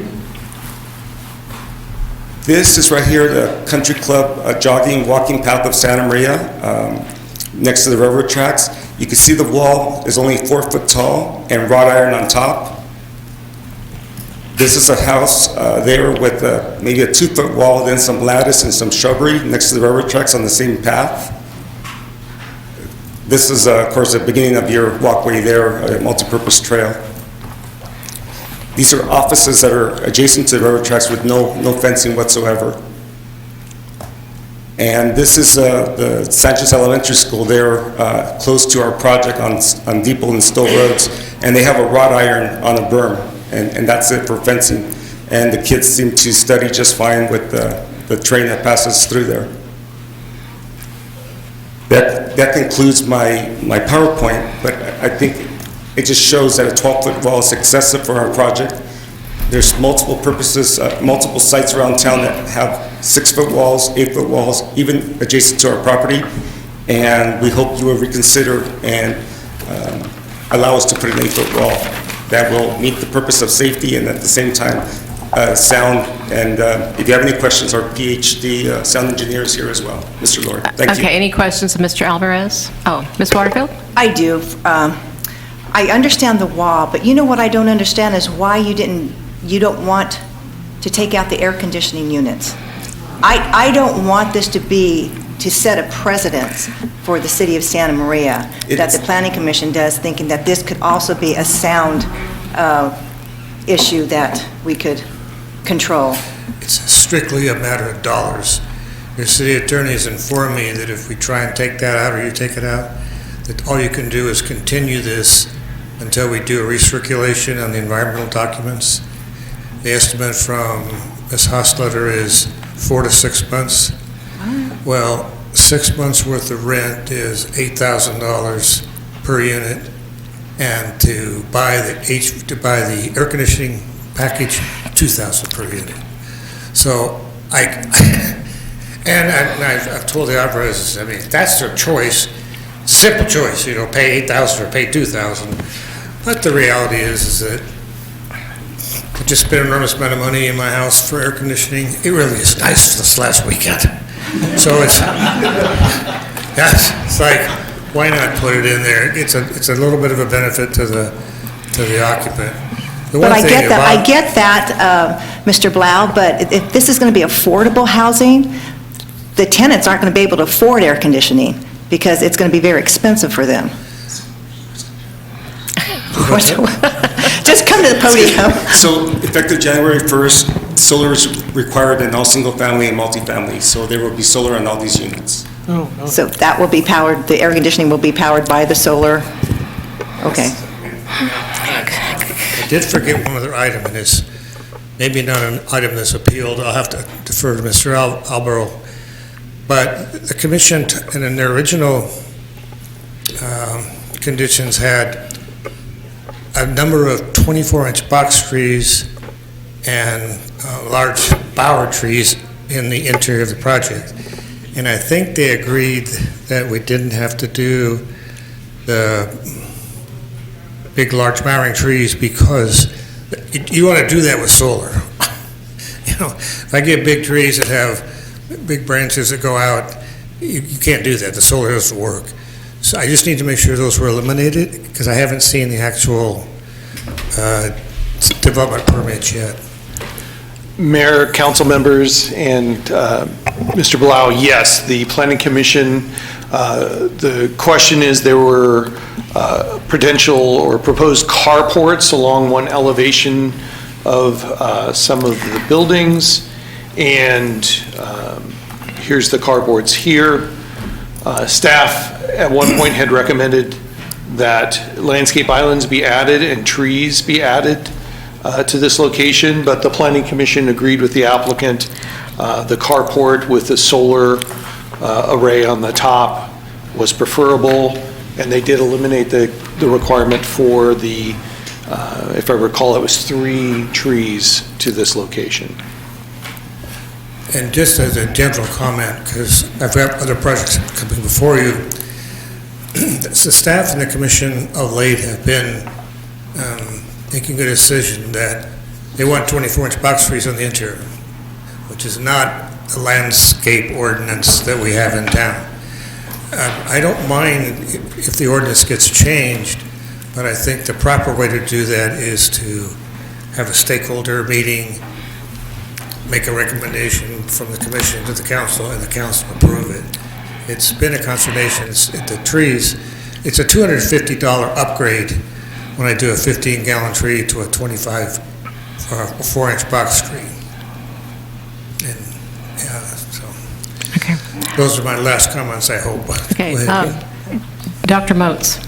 Mr. Blau, Yes, sir. what kind of sound mitigation are you going to have with the windows that back up onto the railroad? Standard double glazed glass, just like you have in your house.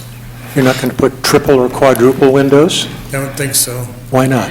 When you talk to the sound engineer, he'll tell you why. I mean, I'm hoping to bring him up here, and the one question I'm going to answer right now, and he can confirm it. The sound wall does help the screeching wheels. As Mr. Lord testified at the commission, high-pitched sounds on the ground, the sound wall is great at attenuating. And I think what the planning commission was looking at was the engine noise, which is much higher on the train. But the low frequency sounds, the wall doesn't help. It goes over them. So it doesn't matter if it was a 12-foot wall or a 16-foot wall. You're not going to do much with the engine noise. The 8-foot wall for the train screeching, it does help. Mr. Lord, if you want to.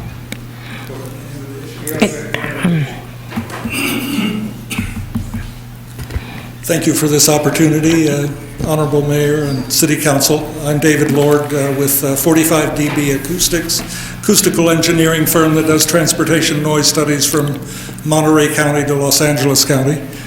And what can I say? Our study showed that there is no need for a wall, so I'm asked to comment on whether you need a 12-foot wall. And it doesn't make sense to me, but I'm just determining the acoustical need for a wall. What we just heard was that high-pitched sound doesn't go around corners. It goes straight. And so the high-pitched sound might be stopped by a small wall, but low-frequency sound from the engine will go over a wall. Low-frequency sound, bass sounds, boom boxes only need one speaker, and it fills the room multi-directionally. Many people have a feeling for that. So the wall doesn't stop low-pitched sounds. In addition, the carport located between the housing and the railroad is another mitigating factor. We produced a 30-page report, and all I've heard are anecdotes about how bad the noise is, but we measured the noise, and we do think that it meets all standards. California Environmental Quality Act and the City of Santa Maria noise element and the noise ordinance. So, and we tried many different combinations of blowing horns every hour, testing in many different ways for the maximum or worst case sound that the railroad might make. I visited the site on many occasions. For better or for worse, I see people sleeping along the tracks when the train passes by, homeless transients. It seems to be a very peaceful place. I haven't experienced the anecdotal side of tremendous noise, and I haven't measured it either. So that's where we stood in July, and here I am. Thank you. Any questions? Dr. Moats? Yeah, it just seems completely intuitive and obvious to me that a wall would reduce the sound from the train. And you're telling me we don't need a wall? I mean, how could that, I don't understand the physics of that. Tell me. Where do I begin? It is pure physics, exactly. And it is a physical characteristic of sound that low-frequency sound is non-directional. High-frequency, high-pitched sound is very directional. And so therefore, if you put a wall in front of low-frequency sound, the low-frequency sound goes over the wall. And much of the train noise is low-frequency sound, not all, but much, from the engine. The wheel squeal on the curve is high-pitched noise. While it doesn't occur for very long through the day, it would be diminished by a small wall, a 2-foot wall, let us say. So the intensity of the sound is not going to reflect back onto this project, but down the tracks, or what? I mean, where does the noise go? Where does the noise go? Yeah. It attenuates 6 decibels for every doubling of the distance. So In all directions? with low-frequency sound in all directions, with high-frequency sound in a specific direction. But that's what I meant. That specific direction's not pointed to this project, or is it? Well, the wheels on the left-hand side of the train, squealing next to the wall, are the ones that direct sound towards the residents, but only for a very brief period. I don't mean to blow it out of proportion. It's a small element of the noise picture. Okay, any other questions? Well, he should have been an ear doctor, and he could answer this for us. Okay. Thank you very much. I'd Yes, like to open up, did you? I have a question Oh, okay. Are we opening it up for the public? I'm going to, if we have no more questions of this gentleman. No, right? no more questions. Okay. So I'll open up the public comment hearing, and do we have any requests to speak or any correspondence? Madam Mayor, we have 5 requests to speak. 5, okay. Mario Juarez, followed by Anthony Cocello.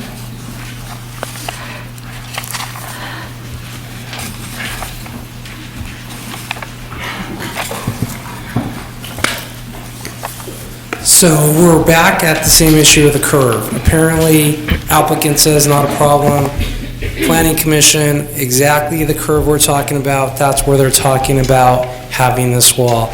You heard the sound engineer say at first, no wall is needed, then later on he says, well, maybe a 2-foot wall would help with some of it. Well, that's not what the study shows. And the study, as detailed in the letter from the council from the Santa Maria Railroad, has very serious deficiencies that do not comply with CEQA, which is just going to open it up to further problems down the road if the council agree to uphold the appeal by the applicant. So let's look at what the situation is.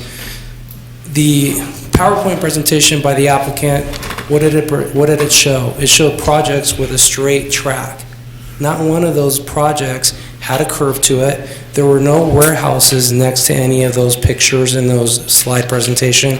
What are we looking at here? We're looking at a 33,000 square foot warehouse with walls higher than this, which are going to have noise. They have 200,000 cases of wine at any given period of time. You have trucks coming and going all the time. You've already heard the comments about the rail, the screeching, the curve, the horn of the train. Where is that? It's on top of the engine. What's that? That's a good 14 feet up in the air. Again, high pitch. It's going to cause issues for the residents. So we come back to the same issue. Supposedly, the residents are going to have a great time out there, but what are we doing? We're building walls to help them mitigate problems. There are going to be problems out there. If you just leave even an 8-foot wall, the problems are going to magnify. The people that go into these residences are not going to have a good quality of life. We oppose the project, as I've spoken about before, but at least the wall should be much higher than the 8-foot proposed by the applicant. Thank you. Thank you, Mr. Juarez. Anthony Cocello.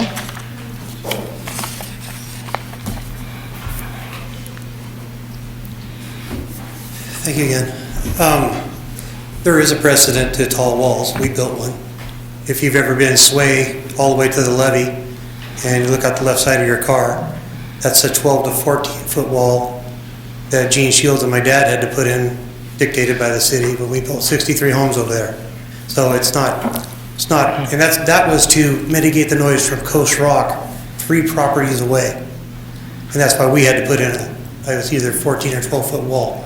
Very costly, but we had to do it for houses on the opposite side of the street from that wall. So there's wall, landscape, full-on street, front yard, into a house. and there's a 12-foot wall there for, what's Coast Rock, 1,100 feet away?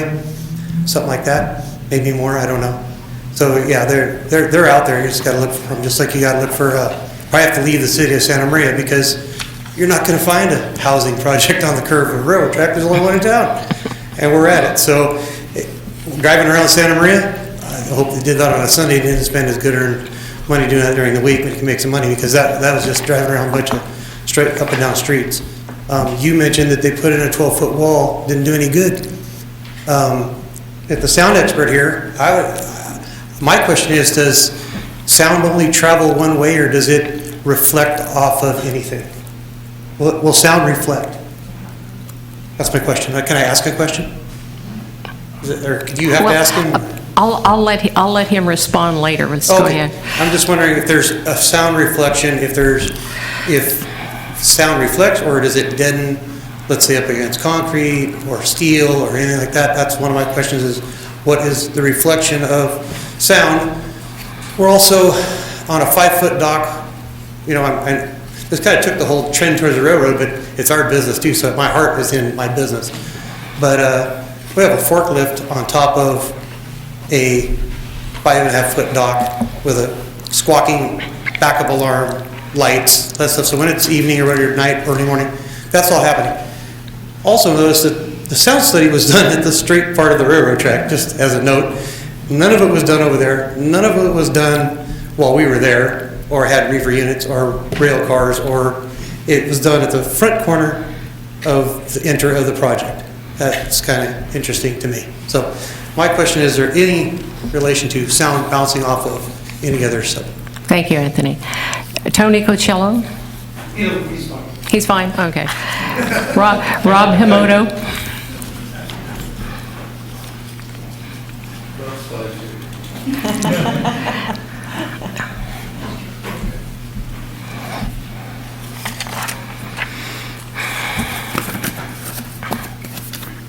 We prefer a 12-foot wall only because one of the reasons, besides noise, is the trash. So the residence just south of this proposed project has about an 8-foot wall, and we have several of them that throw their trash and their dog droppings onto the tracks. And so a higher wall would prevent that. And there's other places where a shorter wall, residents actually throw their trash over. I mean, we have enough trash from the homeless in that this kind of just adds to it. So we really prefer sticking with the 12-foot wall. The other places that he showed shorter walls, we get lots of complaints about our horns, especially the country club there, where there's a very short wall. Those residents that are right up against the tracks, we used to get numerous complaints. Now, they kind of live with it, but understand it's just part of the railroad. But we do get more complaints the shorter the wall. Thank you. Thank you. David Pickett? Pass? Okay, thank you. Okay. Having no other requests to speak, I will close the public hearing at this time and bring this back to the council. Can I just ask a question? You may. Mr. Blau, there are proponents of 8-foot walls and proponents of 12-foot walls. Is there any compromise? Is there such a thing as a 10-foot wall that both people would be happy with? No, there really isn't. The problem is, once you go past 8 foot, now you're talking about an engineered wall. So you go from, for example, the 12-foot wall, I did a little, pricing. It's like $240 a lineal foot, whereas an 8-foot block wall, a hollow wall, is like $89 a lineal foot. So it's a huge increase in cost. I will tell you, I don't see a problem with anybody dumping stuff from the Alvarez project to the railroad track, because there's no need to. There's no need for them to walk that extra distance when you've got enclosed trash enclosures there. It's a much shorter walk to get there to do that.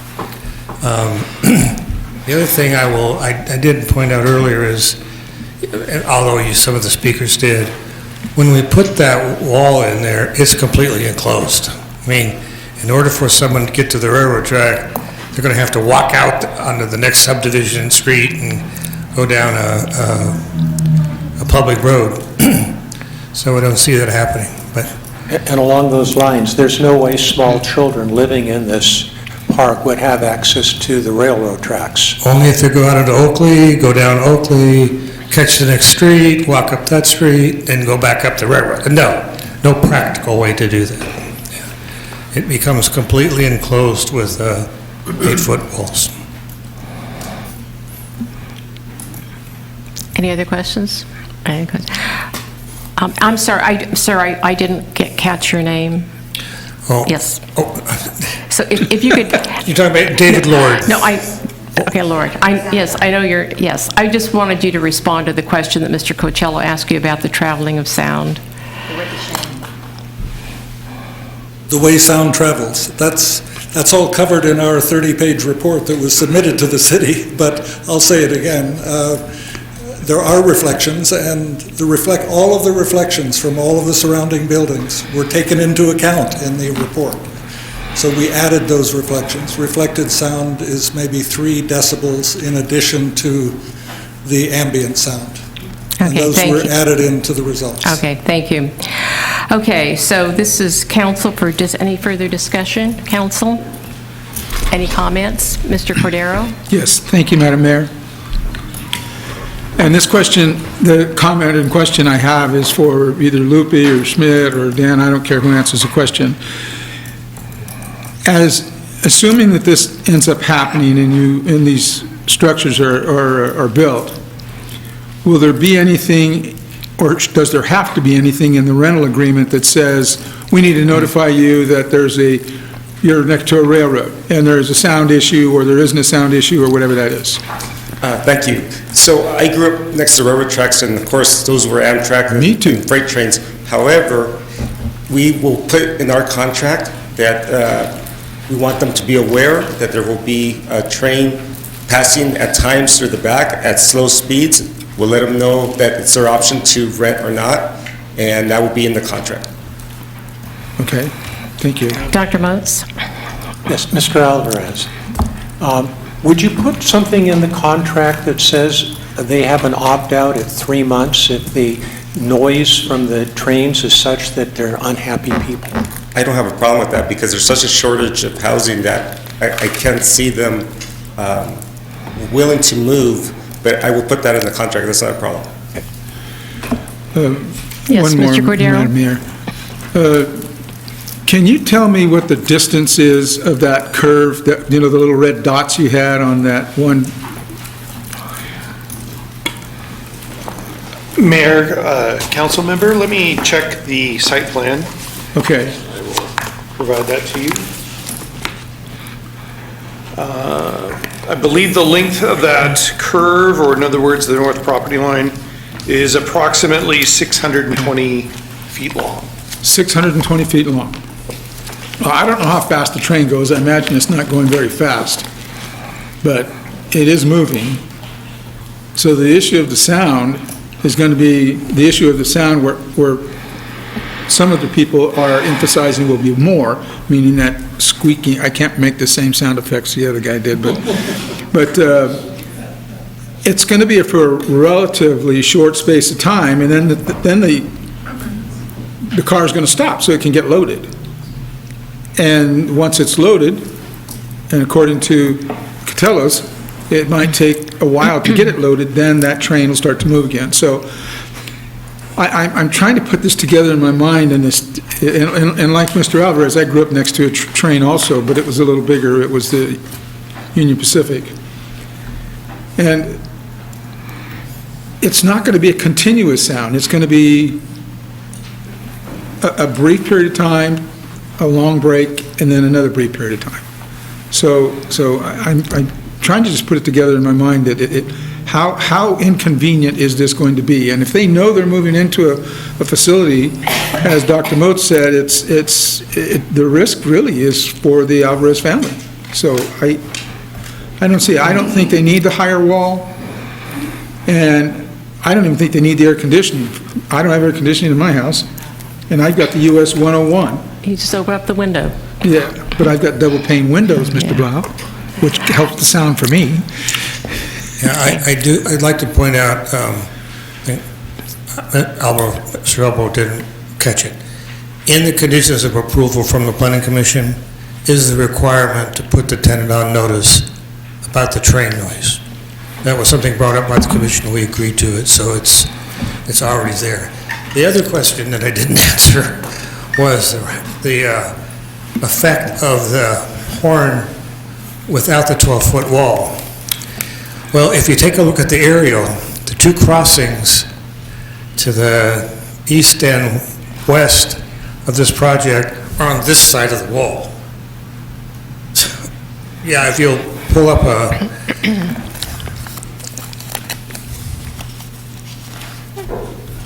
so there's a crossing there, so the train's going to blow there and take it on down to the bottom right corner.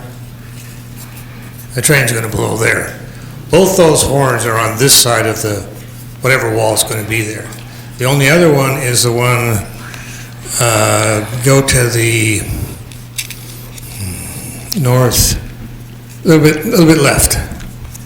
There's an intersection, I think, right about, or there, or up a little ways, and you got 28-foot buildings between you and the wall.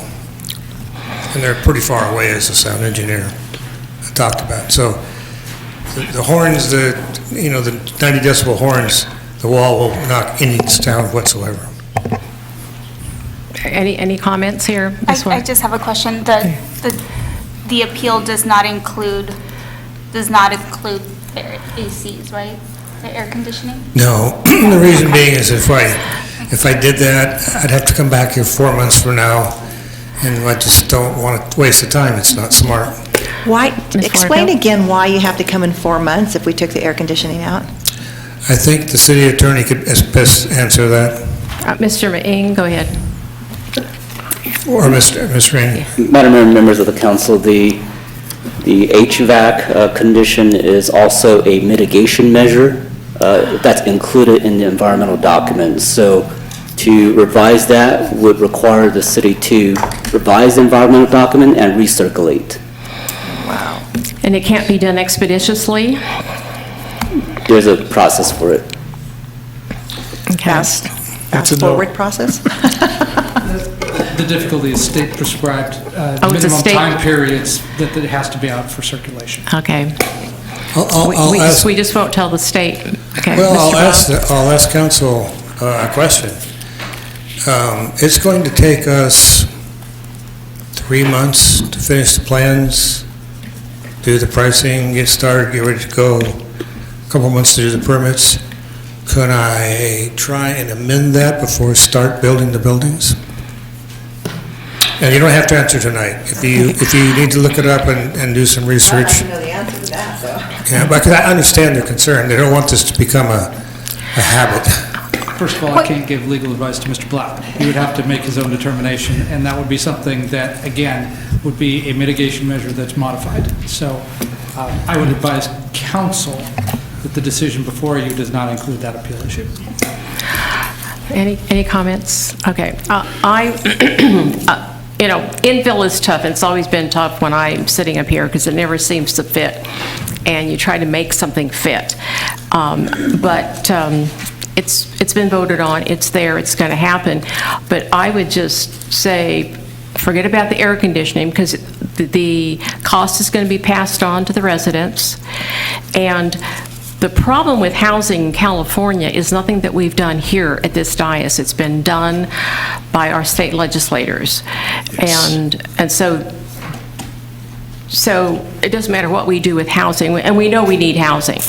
And I would just go with the 8-foot wall and no air conditioning. But that's my position. So. Wait, say that again? 8-foot wall? Mm-hmm. Oh, but that's part of the mitigation. Oh, I see what you mean. Just for the sake of support, I would agree with the mayor. Okay, well, someone needs to make a motion here. Okay, I'll make a motion. And there is We're adding to this motion, correct? Madam Mayor, members of the council, yes, staff's recommendation is that the indemnification requirement, as shown on the screen above, be added as one of the conditions to the plat development permit. Okay, then I make a motion in regards to the above indemnification writings and to adopt a resolution denying the appeal by Daniel D. Blau and upholding the conditions of the Oakley Apartments Plan Development Permit PD 2019-002 at the 800 block of South Oakley Court as approved by the Planning Commission.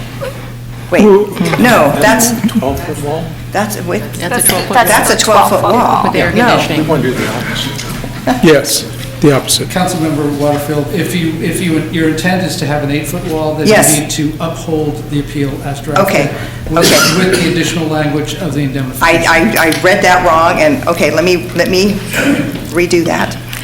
To adopt the resolution upholding the appeal by Daniel D. Blau and modifying the decision of the Planning Commission by amending the conditions of approval of the Oakley Court Apartments Plan Development PD 2019-002 at the 800 South Block of Oakley Court and adding the indemnification that is written up on the screen to this motion, which includes the 8-foot wall. Second. Okay, it's been moved and second. I have a motion. Still want to throw out the air conditioning. Any further discussion? Okay, if none, Madam Clerk, could you please call the roll? Councilmember Waterfield. Aye. Councilmember Cordero. Aye. Councilmember Moats. Aye. Councilmember Soto. Aye. Madam Mayor Pino. Aye. Okay, moving on to item number 5.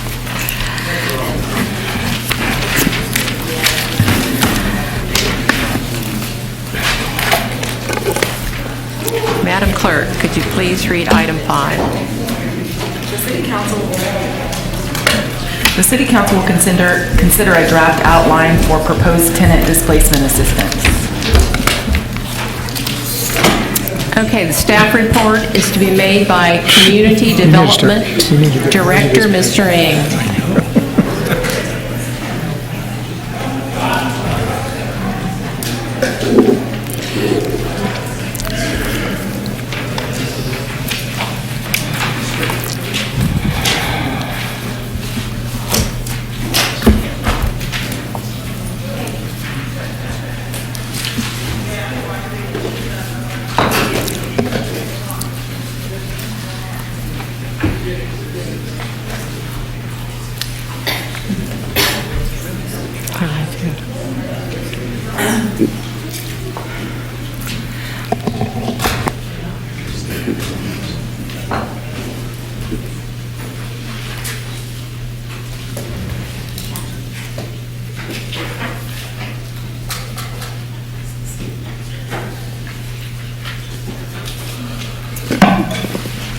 Madam Mayor, members of the council, back in June, the City Council adopted an ordinance for employee housing in residential zones.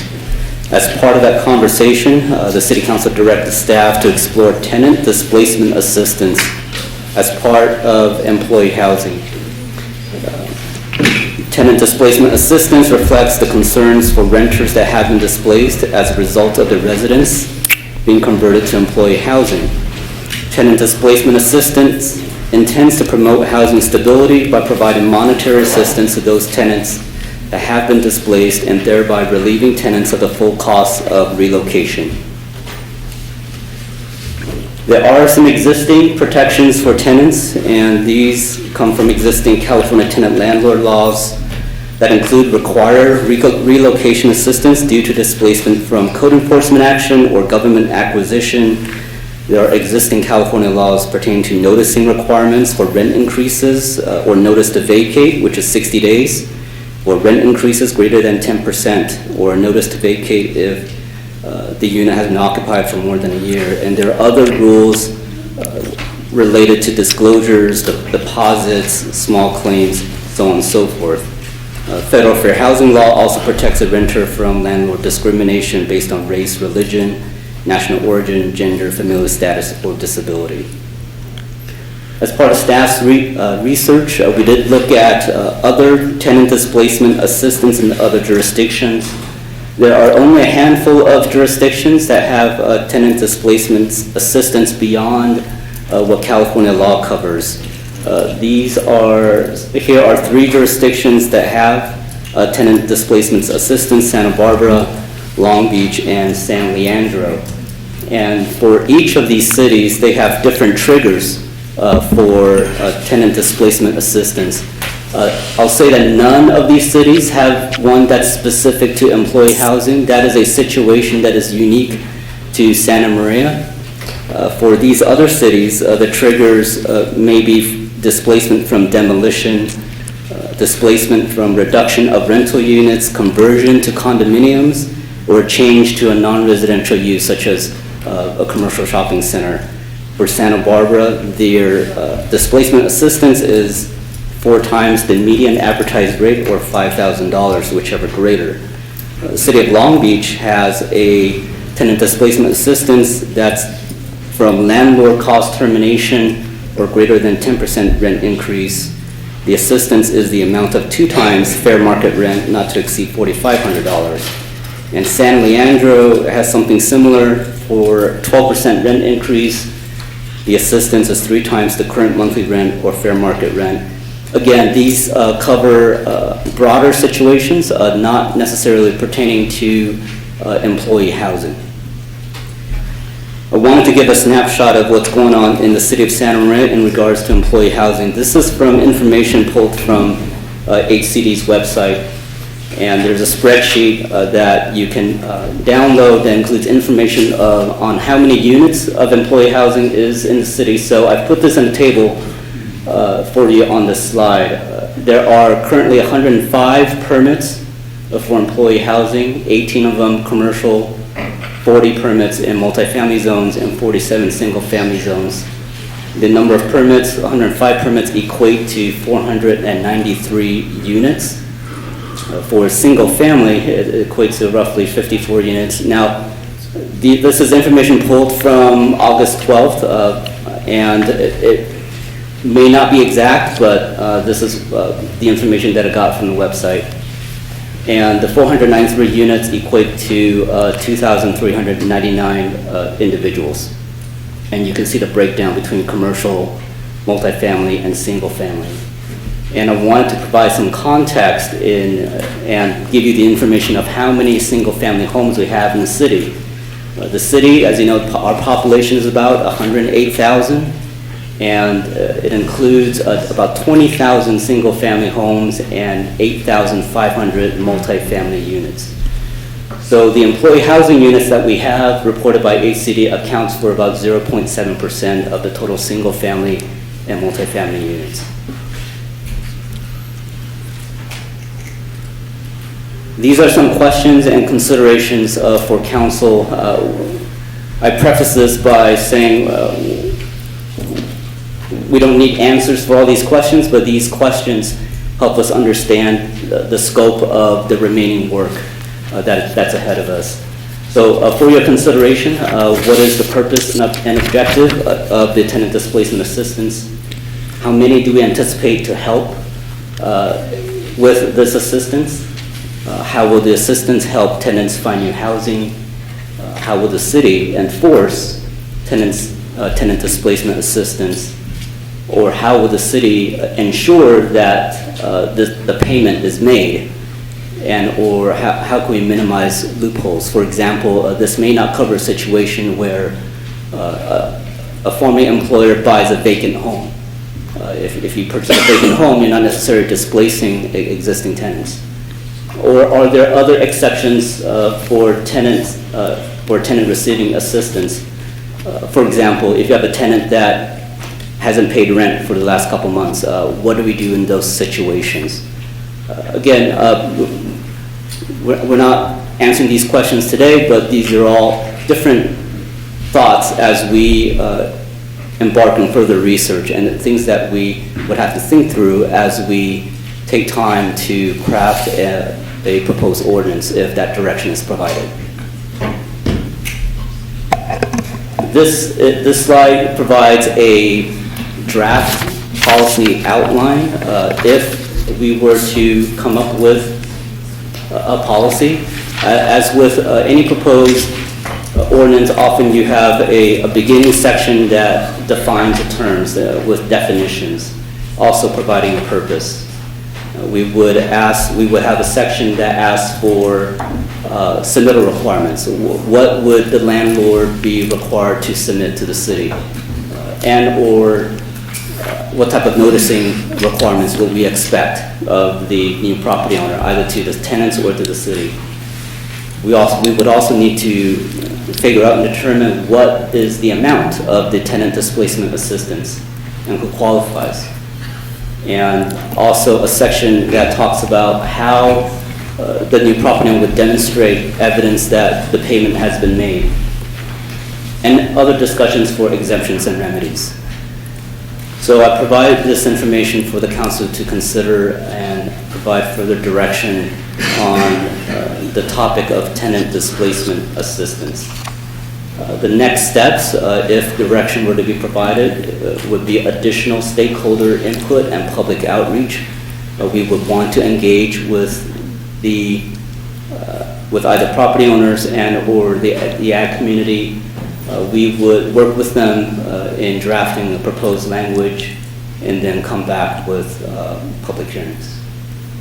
So with that, staff asks that the council provide further direction. This concludes staff's presentation. Any questions of Mr. Eng right now? Well, my comment as a city council person is, why are we doing this? I mean, everybody's an employee just about in the city of Santa Maria, and we're putting homeowners, we're taking our government say-so to private landowners and telling them what they can and can't do. We've got a lot of government in our lives already, so I just see this as being something that we don't need. We have a general plan amendment we need to work on. Our staff is so limited right now. And those are just a few of my comments. I don't know how anybody else feels, but I just see this as something that we don't need. Okay, right now, I just want to keep this questions of Mr. Eng right now. Any questions? Okay. Go ahead, Dr. Moats. Let's say someone was living in a house and he wasn't H2A, and he was going to get kicked out so H2A could move in there and take his bedroom. Does it make any difference how long he's lived in that bedroom? Like, if you lived there for 6 months, or if you lived there for 3 years?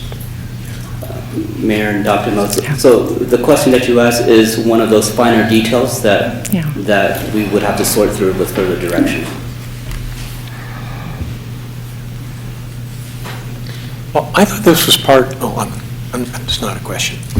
Any questions? Any questions? Okay. Do we have any correspondence or requests to speak?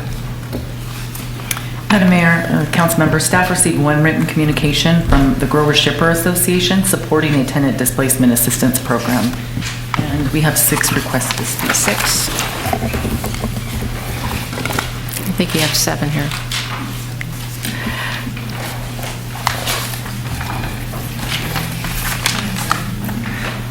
Thank you. Carlos Castaneda, we haven't seen you in a while. Welcome. Madam Mayor, council members and staff, thank you. And I apologize, I missed the grand closing of our H2A after a couple years of stakeholder meetings and all the good stuff. But unfortunately, my wife and I had a baby in June, and if I was here rather than there, it wouldn't have ended well for me at home. So the reason I'm here this evening is I want to speak in support of the tenant displacement when it's caused by H2A. I think what we came up with as a city, as stakeholders, we came up with something where everyone gave up ground to come up with something that, as Dr. Moats likes to say, that nobody liked, that everybody was mad at, right? But ag survives, and we're here to fight another day with the ordinance that your leadership has given us. I think the missing element was there's people like myself. I'm involved in 3 projects right now, building 3 different H2A housing as promised when we were first discussing this as infill projects to create more housing for a great city. And I want to know that if we have a displacement ordinance in place when caused by H2A, that I could feel good about knowing if I'm going to go to an old house that I need to tear down so I could build 4 or 5 or 8 units, that I know that there was a remedy that's been applied, that's supported by members of our community and by our staff. So that's my 2 cents, and thank you once again. Thank you. Gail McNeely?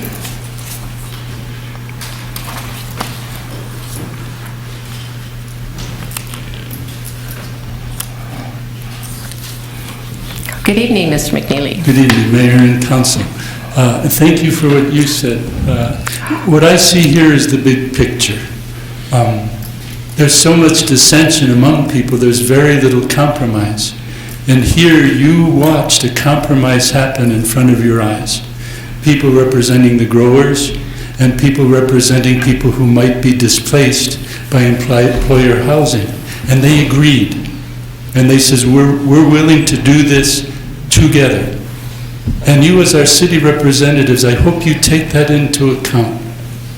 Now, people can say that we shouldn't give money to displaced people, but it's done all the time.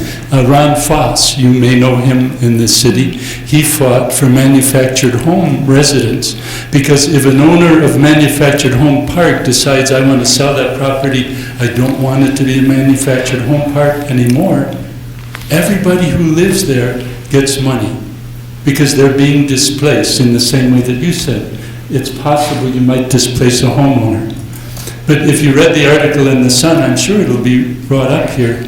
People are being displaced in single homes, in R1, R2, and R3, and there's nothing given to them. And can you imagine how hard it is to find housing at that point? The article in the paper, it took the lady and her family 7 months to find housing. So I think if we look at this on a human basis, we do have a responsibility. Ms. Waterfield, you and your fellow council people voted for an ordinance which in itself will displace people. You'll take permanent residents, you push them out, and give temporary workers their place. So I think you and the city and the council have a responsibility to those people. What is your responsibility? I think your staff can figure out how it can be done fairly, effectively. I hope you think about that, and I hope you think about the people who are being displaced. Remember, permanent residents are being displaced by temporary workers.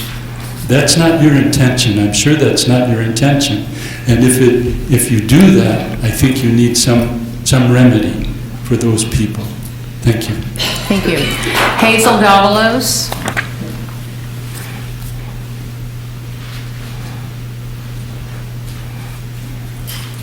Good evening, Mayor and Council. I'm Hazel with Cause, and we're grateful to see the Tenants Displacement Assistance on today's agenda.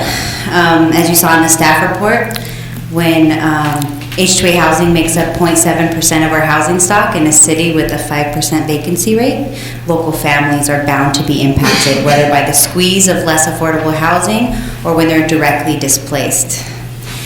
This article mentioned by the previous speaker was featured as a cover story for The Sun just about a month ago. It features a woman named Francisca who's here in the audience today. Her family was evicted from their longtime apartment for H2A workers in January 2018. After their eviction notice, even being given 60 days notice, their family struggled to find a home. They turned in dozens of applications, paid hundreds of dollars in application fees, and ultimately had to board with family, where children were even living in sheds or playhouses in the backyard. This story is exactly why we need to pass a Tenants Displacement Assistance Ordinance. It's a reasonable policy supported by a variety of stakeholders. Policies like this have been passed in other jurisdictions to make sure that when families are evicted at no fault of their own, they don't end up on the streets. We propose that this policy offer displaced tenants 3 months of median rent so that they can get back on their feet. 3 months of rent would cover the standard requests made of new tenants to provide a deposit, first and last month's rent at a new place. And as you know, sometimes this amount could add up to upwards of $4,000, which the average family just doesn't have on hand. The reason you see most policies like this advocate for offering median rent opposed to whatever rent the tenant's paying currently is because there's really no guarantee when they're out there looking for a new place in this market that they will find a new unit at the same rate that they're currently paying. As far as how to enforce this policy, or how the city will know if a family ends up being displaced by H-2A workers in an R2 or R3 zone, I'm sure that's something that's going to be discussed, but we voiced support for some sort of registration certificate or something that the growers could fill out with the city, be on a registry, where it wouldn't be this cumbersome permit process, but would at least allow the city to track where H-2A workers are being housed. Lastly, I would just say, please think of families like Francisca's. We need the council to act soon so that more families don't end up like hers. This policy proposal is a result of various stakeholders finding common ground, and we hope that the city will move forward to develop smart policy that will complement the recently passed H-2A housing policy by creating more protections for local renters and de-incentivizing the displacement of renters when growers use a residence for H-2A workers. Thank you. Thank you. Stephen Battaglia.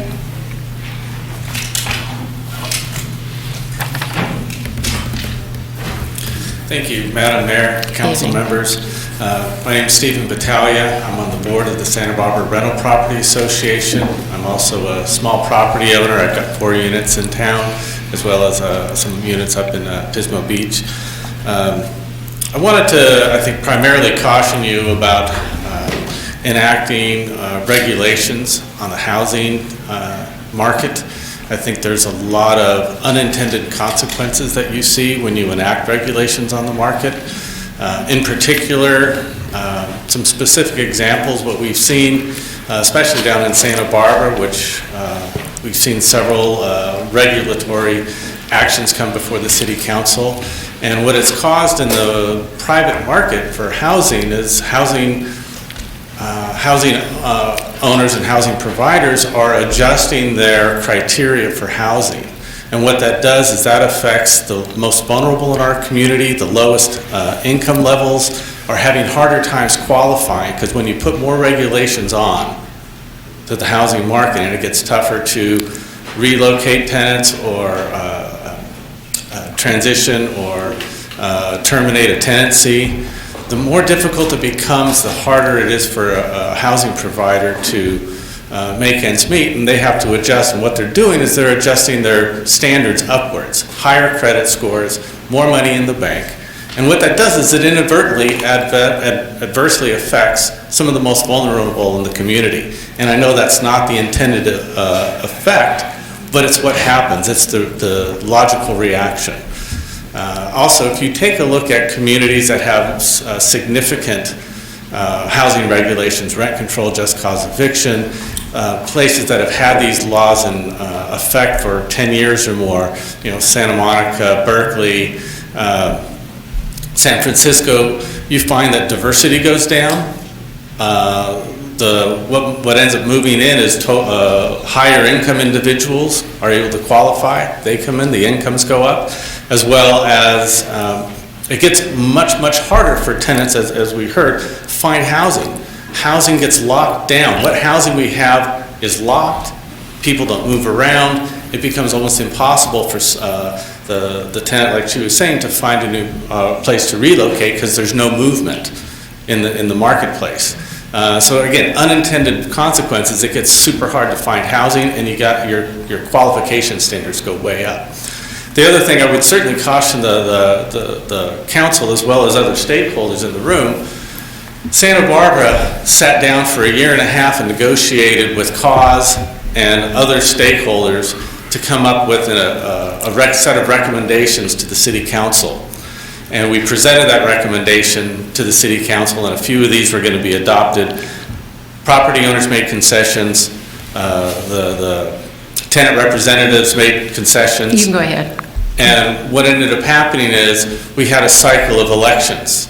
The election happened, a council seat flipped, and all of a sudden, CAUSE came back and said, well, we're not going to honor that agreement. We now want more.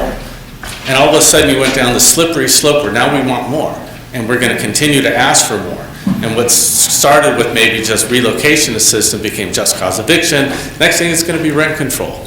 And you give up on one thing and you're just going to find yourself sliding down the slope. So I would just caution you guys on, again, putting regulations on the private market housing industry. Thank you. Jerry Schmidt, followed by Clifford Ray. Thank you, Madam Mayor and City Council. I too want to mirror Steve's comments. I think the considerations of such an ordinance would have a wide impact that maybe hasn't been completely thought out. I was pleased to see the considerations that were placed upon the board. I think that's just the tip of the iceberg. I think there's many issues related to rent affordability that you've got to take into consideration, property conditions you have to take into consideration, lease term stability that you need to take into consideration, because speaking on behalf of property owners, when they start becoming, when they have impositions such as city fees, fines, or what have you placed on them, they're not just going to swallow those, they're going to pass them along. I'm eminently concerned about rent affordability right now. My company for the last 30 years has been in the business of bringing jobs to Santa Maria. We've leased or sold millions of square feet here to countless companies who are the jobs, and it's agriculture, it's industry, it's everyone. And my concern is that if it starts taking, if you impose fees or fines that are going to make landlords pass along higher rents, it kind of defeats the purpose of telling people that Santa Maria is an affordable community. So I am very concerned about this. I heard about this late today. I apologize for my attire. Didn't have a chance to put a suit on today, but I appreciate your consideration of this item. I do think great caution needs to come into play before you enact this. So, Thank you. Thank you. Thank you. Richard Ray. Clifford Ray. Gave you a new name. It's not the worst one I've heard, but Madam Mayor and City Council and staff, I appreciate your time tonight. This was brought to my attention early this afternoon, maybe late morning, about it, and I'm a local realtor here. I've been selling homes in Santa Maria. My father was in real estate, my grandfather was in real estate. I have a lot of colleagues, and we had a discussion today, and I'm glad that we had the chance to do that. And we see both sides of this. Your heart bleeds for the tenant and the renter, and affordability. But I think that this is a good idea and well-intended, but I think it misses the mark. The real elephant in the room is affordability. And we just spent 2.5 hours on a project here that came to the council for a third time. And Madam Mayor, with all due respect, you had mentioned that costs like air conditioning get passed on to the tenants. Well, so does holding cost for that developer. We'll raise those rents too because they need to mitigate those costs of holding that property for years and years and years now. And if it happens to change hands from one developer to the next, it goes up again. So if we see both sides of it, it's a tough situation. We get rent control coming down from the state level. We see all kinds of ordinances coming from the state level to the city, but this is a choice by the city to do on its own. This isn't being pushed by anybody. And I fear that it misses the mark. We need to focus, and I think the city should focus its time, power, and efforts on mitigating affordability and the cost to build new projects. Because even if you do give these tenants that are displaced money to relocate, if we're still holding up projects that are in the pipeline, those rents go up too. So how long will they be able to afford to live here? They have to go multiple people into smaller spaces, and we just keep kicking this down the line. I just think that it's more suitable for the city to spend its time and effort working on cost of development. Those are bigger concerns, and my heart goes out to these people that get displaced. But once again, when it comes down to private property rights, you have to protect the rights of the private property owner. And that's all I have to say. Thank you. Thank you. Francisca Vargas.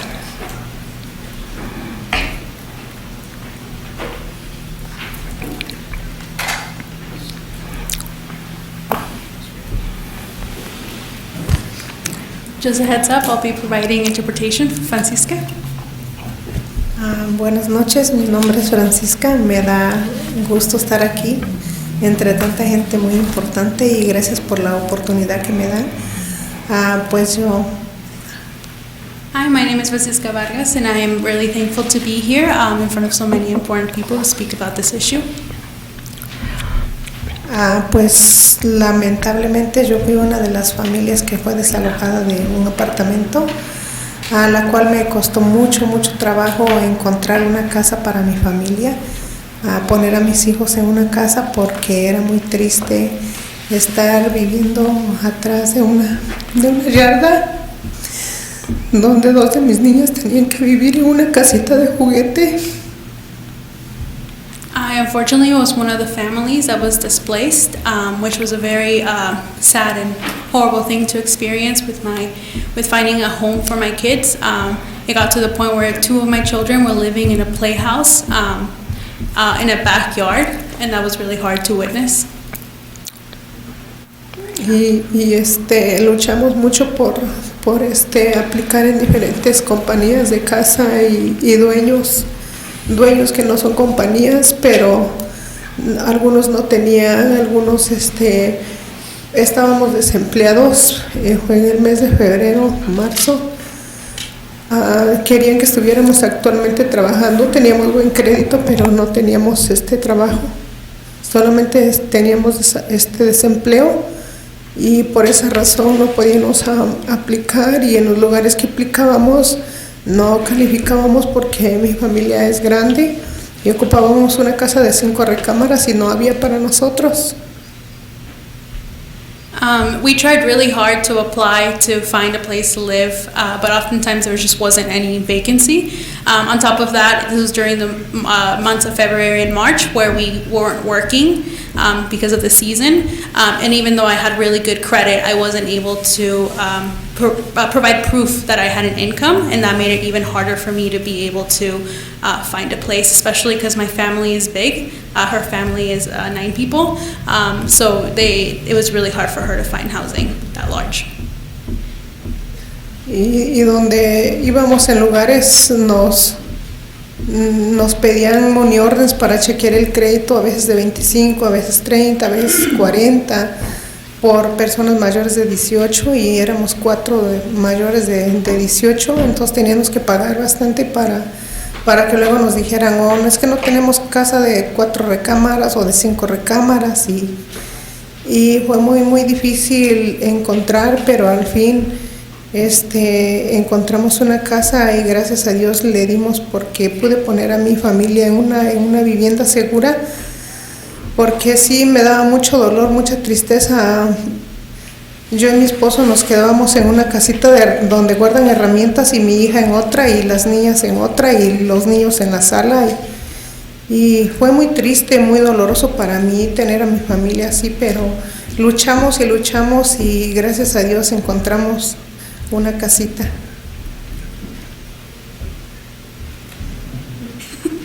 Sorry, give me 1 second to remember what you just said. Well, the main focus was that they had also, on top of everything else, they also had to give money orders for their applications. She had to give sometimes $25, $30, or $35 for every single application for everyone who was over 18, which was 4 people in her family. And that made it even more additional money that she had to find to even find housing. This took 7 months, and so she was eventually able to find housing, but it was a very difficult situation, seeing that her whole family was separated and living in literal tool sheds in backyards, and so she had all her kids separated by that. Y es todo lo que tengo que comentarles. Tengo mucha historia más, pero no tenemos suficiente tiempo.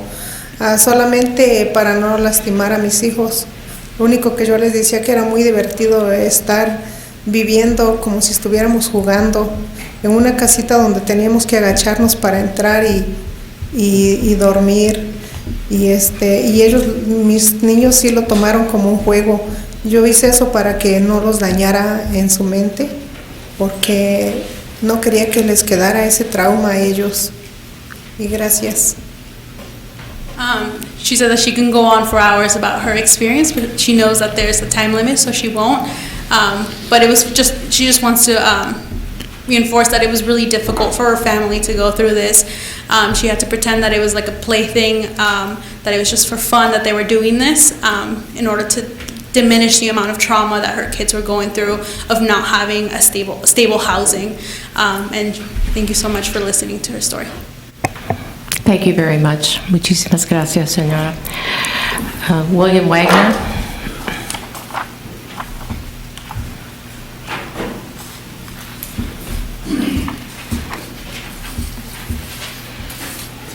I've been a small landlord for the last 40 years, and I kind of agree with Councilwoman Waterfield. Why are we even considering this? This is a really bad idea.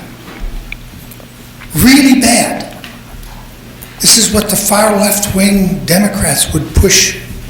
And you look at St. Louis, they did a step similar to this, then they built public housing, and 10, 15 years later, they had to demolish those publicly costed the taxpayers' buildings. They had to tear them down. They'd become slums and crime-ridden places. This is the first step, like the gentleman said, down a slippery slope. You really don't want to see Santa Maria turn into a big slum. And that's what messing with the housing market would do. Look at New York City. They put rent control on during World War II, emergency measure. It's always an emergency. They got to do something.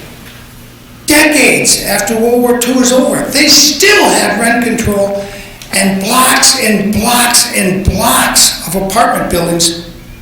The landlords couldn't even pay the cost of maintaining the building. They just walked away. And today, the city of New York is the largest landlord in New York, because they ended up foreclosing, no taxes were paid. This is a really bad idea.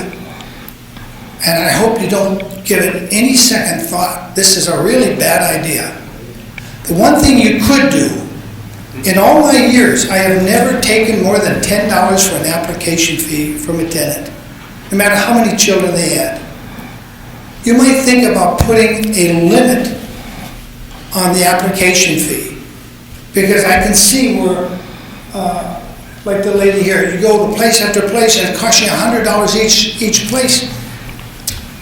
I'm speaking as a landlord. I don't need $100 to check an application, but I can tell you, I finally sold a property in LA. I didn't want to sell, but they found ways to steal my rent. They'd have tenants that didn't like the downstairs tenants, so they'd break a window and not pay the rent. The city would come out and say, you can't collect the rent until that window's fixed. I'd fix it. A week later, it's broke again. After I fixed it 8 or 9 or 10 times, I finally put in $10,000 worth of brand new double pane windows with thermal panes in them. And I said to the tenant, if you break this window again, I will come after you for the full cost of replacing all the windows in your unit, which was like $10,000. Then the window didn't get broken. But meanwhile, the city kept collecting and taking my rent. That was part of the rent control penalty to the landlord who doesn't fix things. But I did fix things, and I could prove I fixed things. Finally, I went to Airbnb, because I got tired of dealing with monthly tenants. And so Los Angeles lost, and at one point I had a 42-unit building, another place I had a 2-unit building. They lost all those.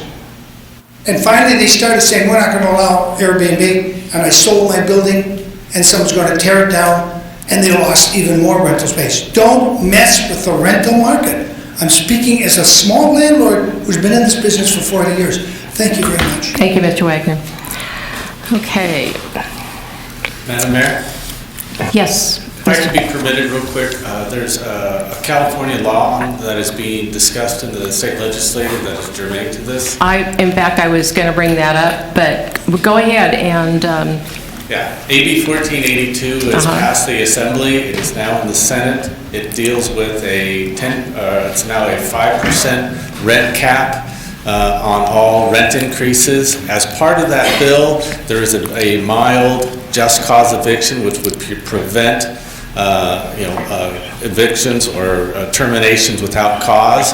There's also currently, I think as of this week, they have a 1-month relocation fee in that bill. And we're really expecting it to go to the Senate for a vote either this week or next week. And that may almost kind of cover what you're talking about here at the state level, so you would be covered. So again, just bringing that up as something that Thank you. You may not even think to vote on this. Well, not just that, but the governor has asked that all counties put together a panel to address the housing crisis in California. And I know the Assembly had a study done in Berkeley on why the housing was cost so much, and they did put in there all the building fees, the mitigation fees, all these things. Governor Brown said every house on 2020 has to have solar panels. Okay, so you're talking maybe $15,000 added to the cost of the house. And who pays for that? So why is housing so expensive in the state of California? Anyway, but we do have an SBCAG, and we will be talking about it this month in September in SBCAG, and we will continue to talk about it. So the governor has asked every county to put together a panel, and we will be with the group of, I guess, about maybe 4 other counties, and so we will be represented there on putting this together. So there's a lot of issues that are coming down from the state, but thank you very much, Mr. Battaglia, for bringing that out. So, any comments from the dais? Well, with AB 1482, I think we should just put this on hold to see what happens in the future with the county doing their thing, and then with the state coming in, and they already have rent control, but doing the 5% rent cap, and then the just cause for evictions. That does pretty much sum it up. Dr. Moats? Well, I'm not an economist, but I don't really see what the correlation is between tenant displacement assistance and rent control. Because I favored the tenant displacement assistance, and I thought that was sort of a general agreement that at least the majority of the council made as we enacted the provisions for the H-2A. Now, I don't think landlord rights are being shortened or curtailed here.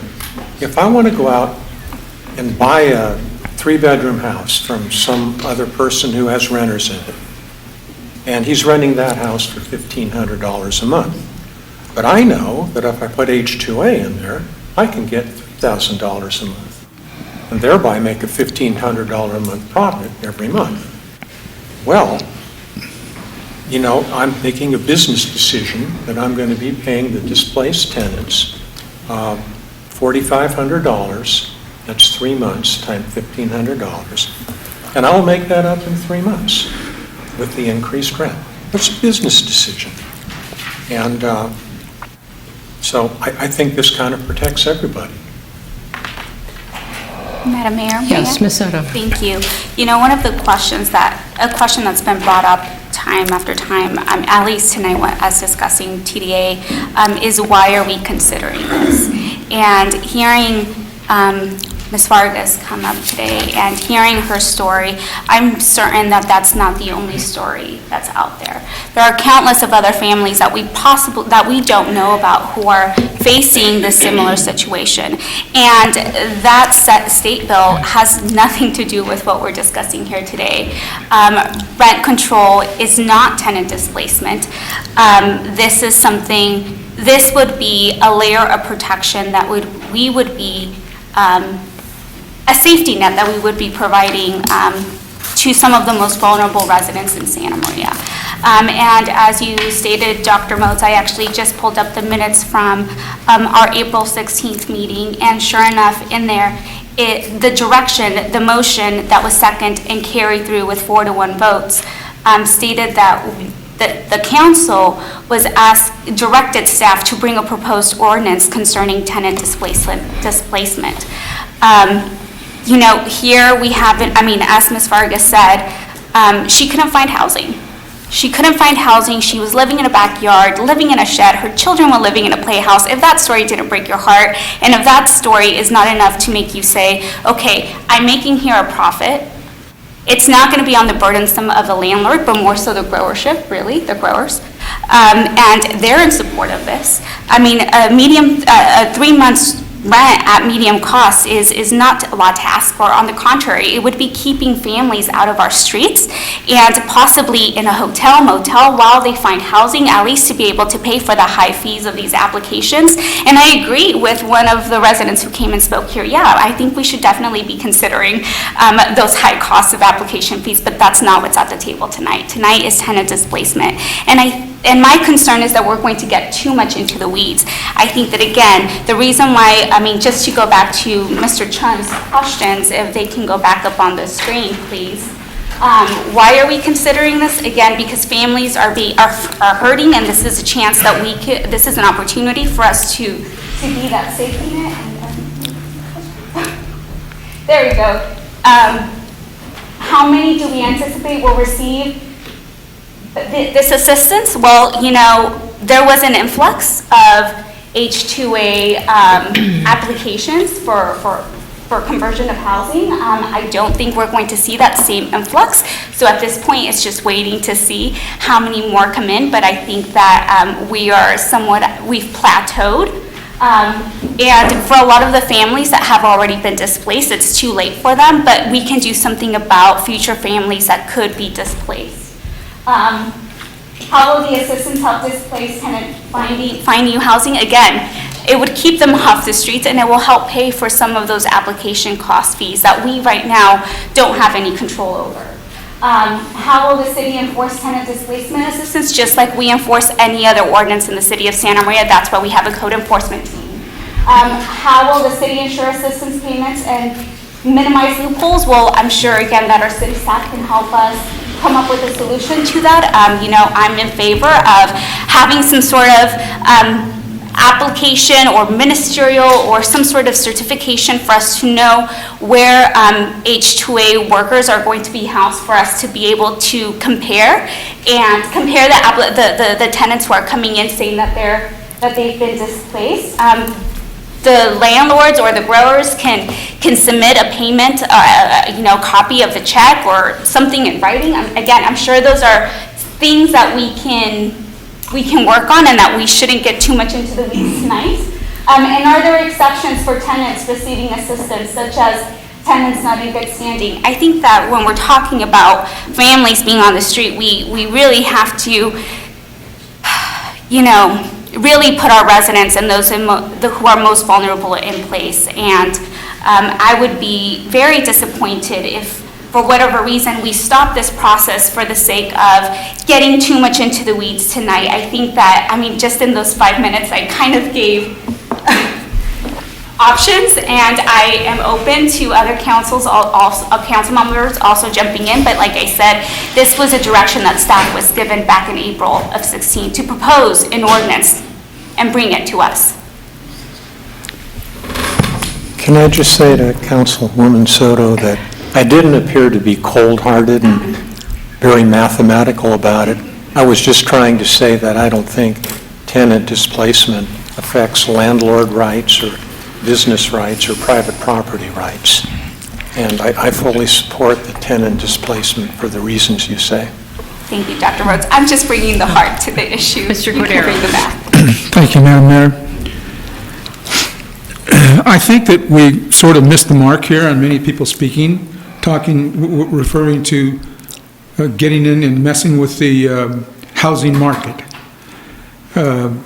Some people maybe haven't been here every night or in the past. This has little to do with the housing market. This is a an agreement that was discussed a few times, and the owner of the property doesn't pay this money. The money is paid by the growers because the growers are bringing in an H-2A or a guest worker person to take the place of the tenant that was displaced. That's the agreement. So the property owner is not being fined or taxed or attached any money or anything like that. Is that correct, sir? Again, that's an enforcement issue, and the enforcement would be against the property owner. Yeah. Because the property owner would be the individual who would be responsible. But we can certainly look at all other options. I mean, at this point, that would be the logical conclusion. The other thing that we were missing here just a little bit is the fact that in April, we gave this direction, and the staff is back here tonight saying, we need more direction. That means that we were unable to find the fix that we originally set out to find. Is that true, sir? That's correct, yes. Okay, so we can spend a lot of time spinning our wheels trying to bring it back to where it's going to make sense, or we can acquiesce some and listen to what our city attorney has to say with regard to issues that came about as we're searching for the final resolution to this matter. Maybe we should ask you to talk now. Again, I think that the development director appropriately set forth a number of questions. The questions obviously start with enforcement, and then you back into what are the regulations. So enforcement would generally be one of those things that you would identify who is getting enforced. Is it the grower? In which case, then we have to come up with some sort of a registry for any grower who is renting a piece of property for the purpose of H-2A. And then, again, there's the property owner who ultimately has the responsibility. So the questions are valid, and then the stakeholders need to be engaged to do that, because the other element of that is having available staff to then provide the program. Because we don't have a housing department, so it would be one of those things that we would have to develop a number of things. And again, how broad is it for any tenancy, or is it H-2A only? That was part of the discussion we had, because while this was initiated during H-2A, as we looked at other alternatives, none of them were H-2A derivative, they were all housing derivatives. So in order to bring something back to you, we want to make sure that we're going down the correct path. Thank you, Tom. And unfortunately, I've only been here for a short time, but I'm catching on quick. There is a state registry already in minute. place. Yeah, there is a state registry for H-2A. Ms. Waterfield? You know what really bothers me about this is that all of the unintended consequences that we're looking at H-2A employees. What about retail employees? What about employees that don't make enough money? They can come to the city and say, I want you to do this for me as well. And we are really getting into the private property rights of the property owners. It's not just H-2A, it's going to be retail, it could be teachers, it could be whatever person gets employed here by the city of Santa Maria, industrial. We're going down this slope that people, we don't need to be going down. I'm sorry, but I'll say it as plain as I can be. California is not an affordable place to be at all whatsoever, and we can't tell the property owners that they have to step up to the plate if they want to change what they want to do with their own property. My heart goes out to this young lady, but it's all over the country that's happening here. And people in California are leaving in droves because we keep on putting government in front of their lives. Let's not do that. It's like what Mr. Ray said. The choice is by the city of Santa Maria by itself to do it on its own. We have protections. May not be exactly what we want, but you go down one industry, you're going to keep on going down another, and another. And it just never stops. It just never stops. Can I make just a comment on that? That's why I think that we should have this tenant displacement assistance program and limit it specific to H-2A. And what about those retail people that come to us and say, this isn't fair, that's prejudice, this is not fair, I don't think that's the right thing to do. I think if it's legal to specific it to H2A, that would be the best way to do it. You're going down the Okay. wrong road with that one. Okay. I think the unintended consequences, and when you talk about enforcement, we have put, and it's been a peeve of mine, we have put ordinances on the books that we have not enforced. I mean, and we're full of it. You know, like cars that are parked on the streets with the phone number on it, cars parked on the lawn, the trash cans left out. We've got all kinds of ordinances that we don't enforce in the city of Santa Maria right now. You know, I'm going to come from a little different aspect on this. I pulled the community development goals for 2019-2020. To continue the multi-process of a comprehensive update to the city's general plan, including resident and stakeholder outreach, and begin to identify adequate land inventory for residential growth and economic development, and chart potential new areas for annexation, and it goes on in there. 2, continue research into potential Broadway corridor planning effort due to the changing retail landscape and shift in consumer purchasing behaviors, and conduct an analysis of existing zoning districts.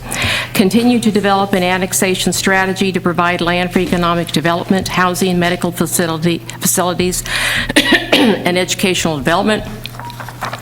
Continue to work with the development community in implementing efficient processes for development review and ensure effective communication with developers and applicants.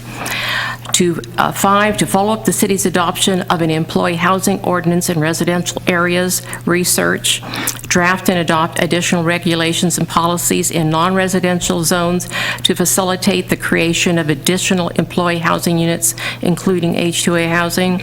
6, to continue, this goes down to 12. You know, we're down 3 people in community development, and you're saying, okay, you guys, you've got to do this also. And, you know, unless you have some magic wand here, but the unintended consequences I see of this are very, very broad. And I do believe that it goes into private property rights. Now, can we look at things? The state is coming down with things that are going to affect housing. This may be in it. I have no idea. We will start meeting probably in October. And I think we're just being rather premature and just saying, okay, let's just go, because it sounds like the good thing to do. And, you know, housing is bad in California. Affordable housing, I think it's a crime how affordable housing is so lacking. I really do. And I think that we need to step up and do something about it. But I think in an organized and a thoughtful way is so important. And when we talk about, I'm not just concerned about H2A, I'm also concerned about any employee housing, not just H2A.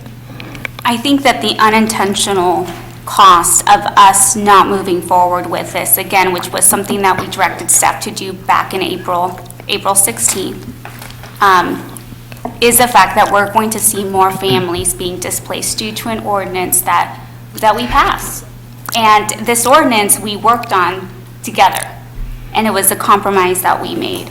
Again, I agree. I commend the state for wanting to protect tenant rights, but I think that here we're having a different discussion. Here we're talking about solely H2A, families being displaced due to the H2A program. And most of the time, homes that are being, where H2A workers are being housed are already owned by the growers.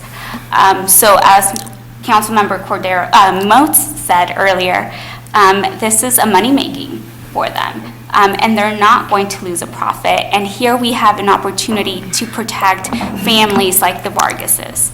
And, you know, again, I think that the cost is much greater. And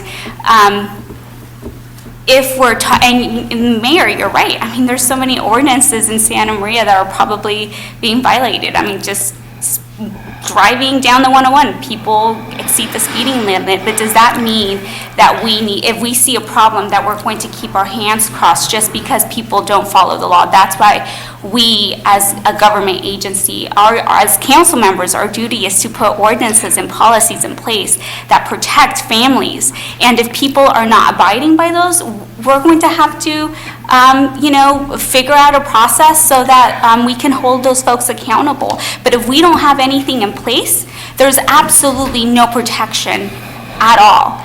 And so I think one of the questions was like, what makes up a tenant? Well, this is anybody who was renting a home that was displaced. I mean, if you look up I think I Googled tenant, and literally the definition was a renter. So I hope that there's an answer there.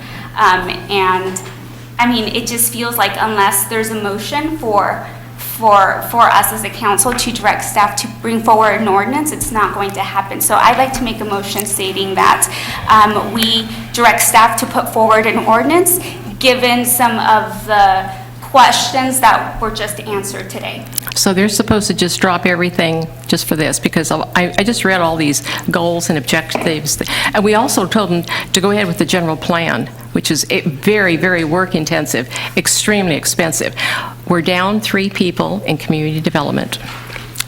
Right, Madam Mayor, I made the motion, and I made a motion. Okay, and I respect that. Do I hear this was part of... Second. Do I hear a second? Make your motion again.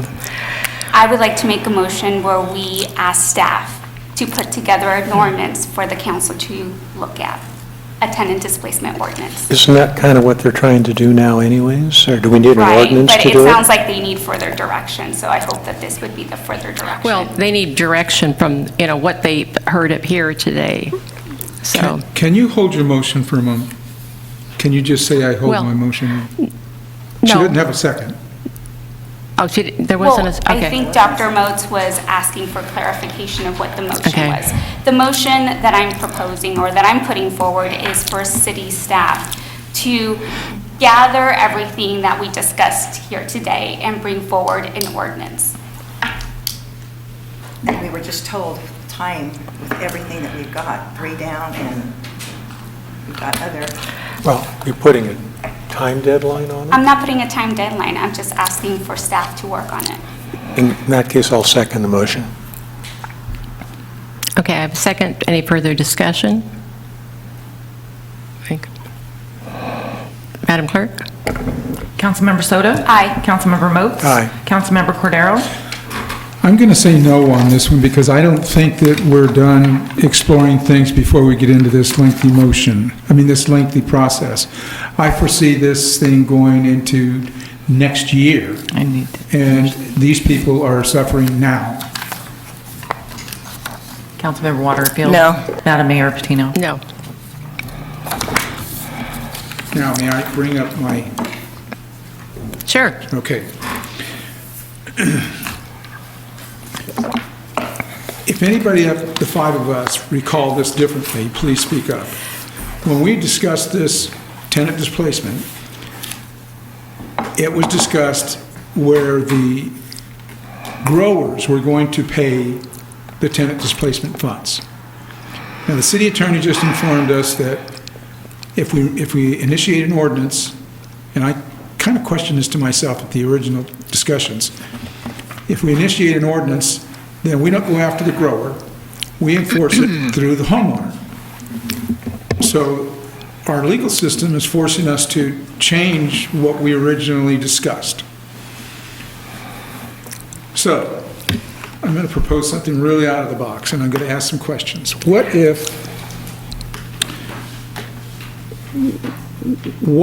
if we contacted the growers and asked them for a promising letter that they would pay, the growers pay, the original language was 3 months of the going rate. Is that possible for them to participate in that voluntarily? Absolutely. I mean, without a doubt. I mean, there are a number of ways that you can create a fund voluntarily, including a tenant displacement fund that's funded by growers. I mean, we can explore whatever it is that you'd like to do. Because- It's just the enforcement piece I wanted to be clear about, that it'd be difficult without some sort of licensure. We got no resistance from the growers when we discussed this tenant displacement. So and we can revisit this again, if the growers suddenly come back and say, nah, we're not going to do that, because it's just a letter, then we can come back here anytime we want to. But with something like this, we start addressing the needs of these people like tomorrow, kind of thing. It's immediate. The city steps back, they're not putting any more time and investment into it. The growers are getting what they want. They want to make some things, and it may very well be, just like Dr. Moat said, that there may be a business decision to say, well, I'm going to do this, and I'll be more than willing to pay the 3 times the rent and make more money at it. That, as he very properly put, is a business decision. I'm not absolutely positive of this, but I think if we have some dialogue, again, I thought we'd never hear H2A again for many, many years. If we have some dialogue with the growers, to have them give us their letter of promise, and I don't think there's a credible grower out here in the community that is going to write us a letter of promise and not enforce it. I spoke to someone today that said, there's no way we would go against it. I would go against anything like that, because that was our dialogue, that was our promise, that's our buy-in, and we're not going to go against what we said. So, and then it's over. And the people get, this young lady here, if she had her problem in a month, she's covered. If somebody has a problem in a month, we're not going to address this in its final state for who knows how long. 6 months, who knows? We don't know, do we? I have a question, Mr. Ng. How many displacements have we had? Or do you know, is there a number? Mayor, I don't have a number. If you were to guess. Yeah. And I'm sorry. Well, the information that we pull from HCD's website indicates a number of permits for single-family homes. It's in the 50 range. Now, out of the 50 homes, I don't know how many tenants were displaced out of the number of homes. Councilmember Cordero, Okay. I think that if we do this as a voluntary, it's going to be difficult for us to enforce. I think that it has to be part of the ordinance, and I agree with you. You know, we need to find an immediate solution rather than prolonging, the possible, displacement of other families in Santa Maria. And so I agree, we need to come up with an immediate solution, and I don't believe that by us having something that is voluntary would provide that enforcement piece, that enforcement. And, all of the growers that were here today, I mean, they were in support of this. They've been in support of this because this was part of the negotiations. And that's why I'm suggesting that they're in support of it, and that the growers would cooperate with the tenants displaced, providing that they're displaced as a result of, directly, of putting in an H2A worker. So I'm throwing these 3 people out, and I'm putting Okay, 3 so other ones in. Mr. Stillwell, so the recommendation from the agenda is that the city council provide further direction to staff. Okay, so can you take that and figure out how you're going to contact these growers and come back with something? Yes, we'll do that. We did receive a letter today from the growers saying they're interested in it. We'll follow up with them. So just to make it clear, tenant displacement is not off the table. No, absolutely. We want to address it immediately. I want to address it immediately. I don't want to wait for the city attorney to have to contact 10 or 12 or 15 other cities to try to get an ordinance that's carved out just for the H2A workers. As you heard 100 times recently where they say the law must apply equally to everyone. If you make this ordinance, the law can't apply equally to everyone because everyone's not a part of the ordinance.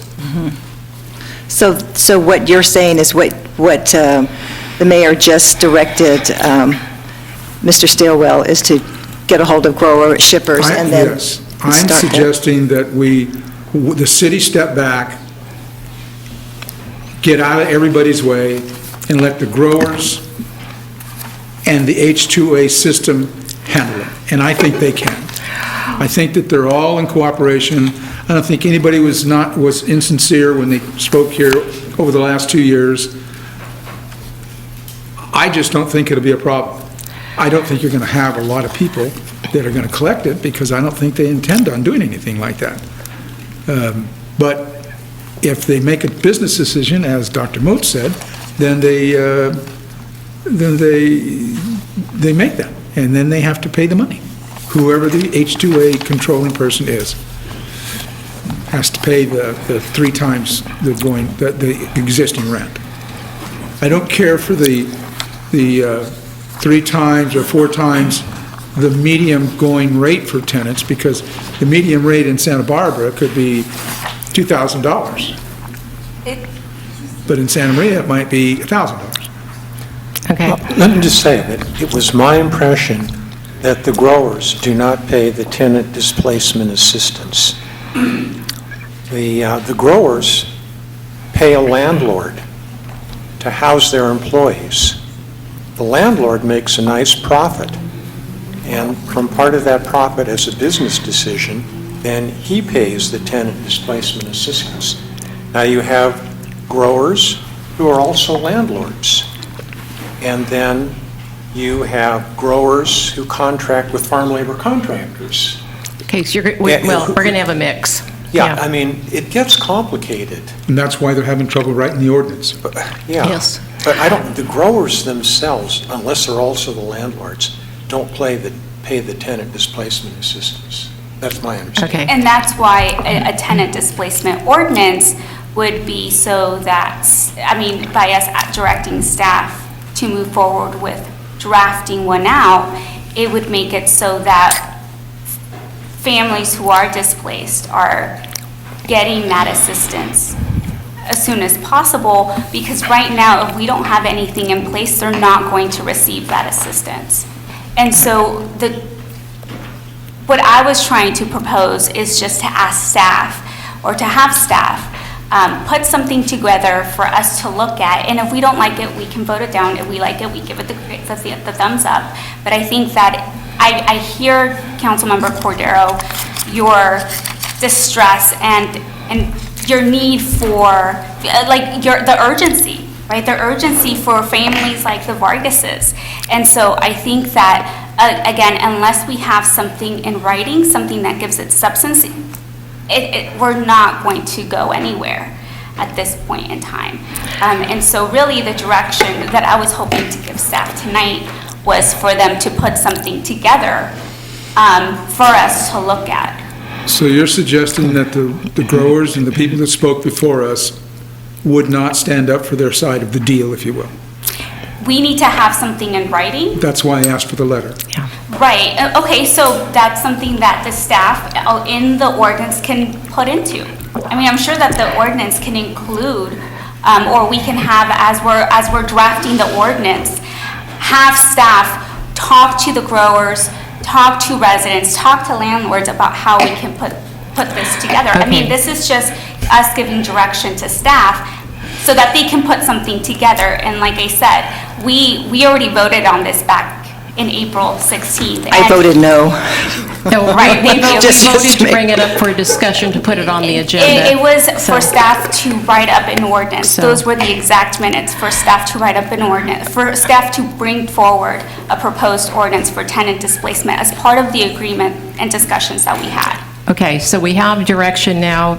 Mr. Stillwell is going to be contacting the growers and see what kind of parameters that we have for this. Okay?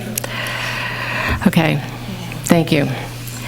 Next item is a report by the city manager, Mr. Stillwell. Thank you, Madam Mayor, and members of the City Council. To start off with, we had a community meeting in the Northeast neighborhoods on August 26th, and it was a well-participated meeting up at the Christian Family Church on North Sway. We had, the pastor there said that they usually have 120 people in the pews, and it looked like we had more than that, so it was a good turnout.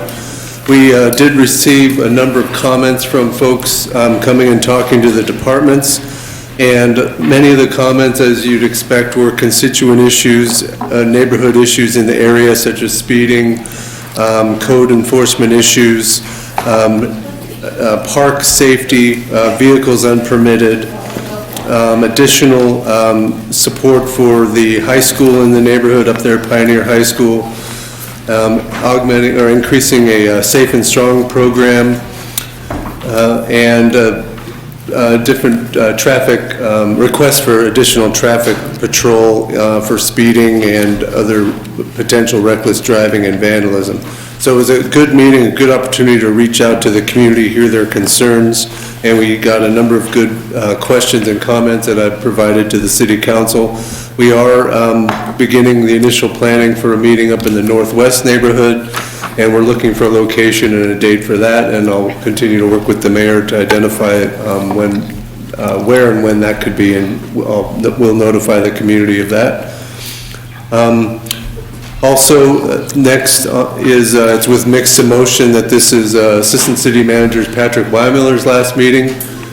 He's retiring at the end of or before the end of the month, and as you've seen his work here in front of the City Council, he's been very thorough and analytical, has been able to bring forward ideas for us to save significant taxpayer dollars and have our city work more effectively, efficiently. And then behind the scenes, he's done even more of that type of work, analyzing our fleet fund and our right-sizing our fleet, making sure we're using our fleet efficiently, working with the departments on process improvements, and a number of other things. So it's been great to have Patrick here on board, and we wish him the very best in retirement. Thank you, Patrick. Thank you. And then the next meeting of the City Council is September 17th. And at that meeting, we again have another crosswalk that was requested by the residents for Donovan Road and Northwestern. And then we'll have the Chamber of Commerce annual report and the CDBG Community Needs, Priorities, and Citizen Participation Plan. And then we have a meeting scheduled for September 30th, and that's a community water awareness meeting. We'll have the City of Santa Maria is part of the Central Coast Water Authority, and we are going to have them come forward to a meeting, I believe in these chambers, date to be, or a location to be identified, but it's on September 30th, the evening of September 30th, to have the CCWA, the Central Coast Water Authority staff here to present how the city fits into the regional state water project and what potential other costs are coming down the pipe, no pun intended, sorry, for additional water coming down the road. So it's an important issue. Obviously, water is a big issue for us, and there's a lot of potential costs with the state water project. We think it's a timely opportunity to present those to the public in a meeting, take questions. We will also video record that meeting and have it online and available for people who are unable to attend on September 30th. And that concludes my report. Okay. Mr. Cordero. Thank you, Madam Mayor. On August the 21st, I interviewed with a company that's assisting the city on the fire department needs, and it was an interview to talk about the community needs assessment relative to the fire service.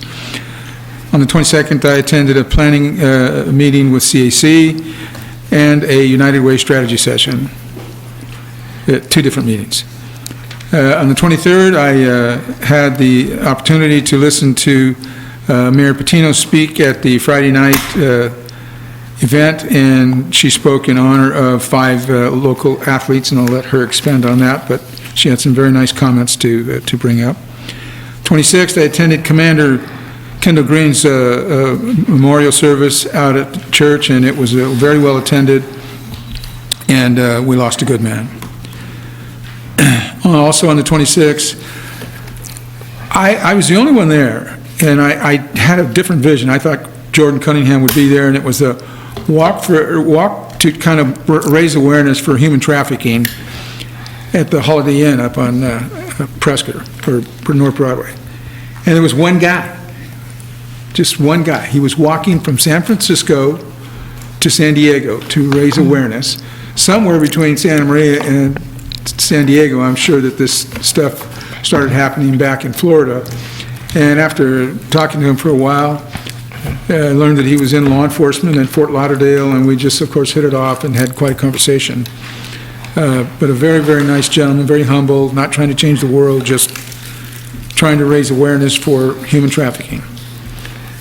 And then I attended the meeting that Mr. Stillwell spoke of at the Santa Maria community meeting on North Sway Road. Met some very nice people, and I agree that the meeting was very well attended, well handled, well planned out, and I think we should probably do more things like that. I think the mayor has someone she'll comment on. On the 28th, I was at the Santa Maria Joint Union High School evaluation for the new superintendent. I attended that with the mayor, and I'll share with you that I was impressed with the mayor's questions and the sincereness and the input that we were able to give regarding the qualities we need to handle such an important position here in the city of Santa Maria. And I also attended the employee open house out at Utilities, out at Shad's, with Shad's crew out at landfill. And on the 29th, I met with my commissioner, Tom Lopez, regarding some issues. And then I attended the back-to-school night at the Santa Maria High School, and that's it for me, Mayor. Dr. Moats. On August 21st, I was interviewed by Ben Hayes about the previous night's city council meeting. Also, on August 21st, with Councilperson Waterfield, I attended the fire department information meeting where we learned about what's hot in the fire department these days. On the 26th, I went to the Northeast Town Hall, and that's all I have to report. But I'd kind of like to make a comment and ask a question. I'm getting kind of anxious for this mobile home rent control thing to actually come to us so that we can discuss it and maybe reject it or vote for it. So Mr. Hall's got something that he can give us, and I was wondering, what if you just brought the rent control from the county of Santa Barbara, see what they do and make a uniform policy for the entire Santa Maria Valley? But, or just something, because I think people's patience is wearing thin on this issue, and I'd like to see it forward. Ms. Waterfield. Okay, on Wednesday, August 21st, interviewed with the fire department with Councilmember Moats. Thursday, the 22nd, I had a really great honorary commander's tour out at Vandenberg Air Force Base, and we went to Slick 6, and we also went to the control center of the missiles, and that tour lasted from 9 o'clock to 3:30 in the afternoon, where we had Commander Voslier, Muselier, speak to us at a lunch. We had a lunch there too, but I got to tell you, Vandenberg is up and moving. Hopefully we'll get some residuals from the Space Command, Space Force Command out there, so that would bring a lot of new jobs to the area. On Saturday the 24th, I gave the opening remarks at the first annual At-Risk Youth Day event over here in front of Fallis, and there was a great group of people that put on a good program. I also attended Kendall Green's services, and yes, you're absolutely right, we lost a great man, Councilmember Cordero. Kendall Green was just a perfect gentleman in every way, and I know that he's going to be missed quite a bit.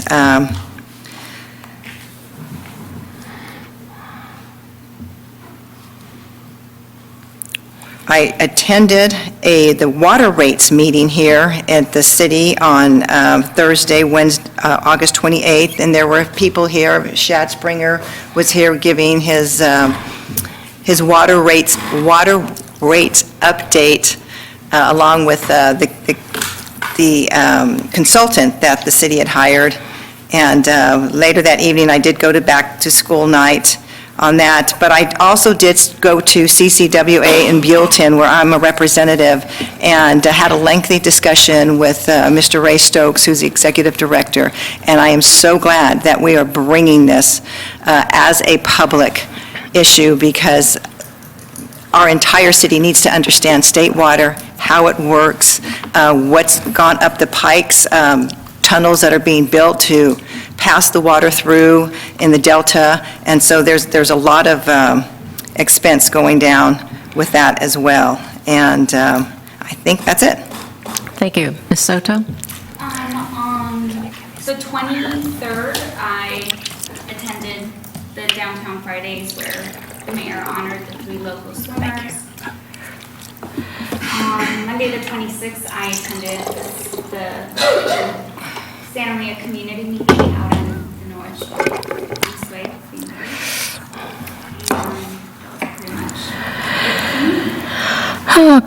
August 21st, I interviewed with the fire department as to what was going on and in our fire department.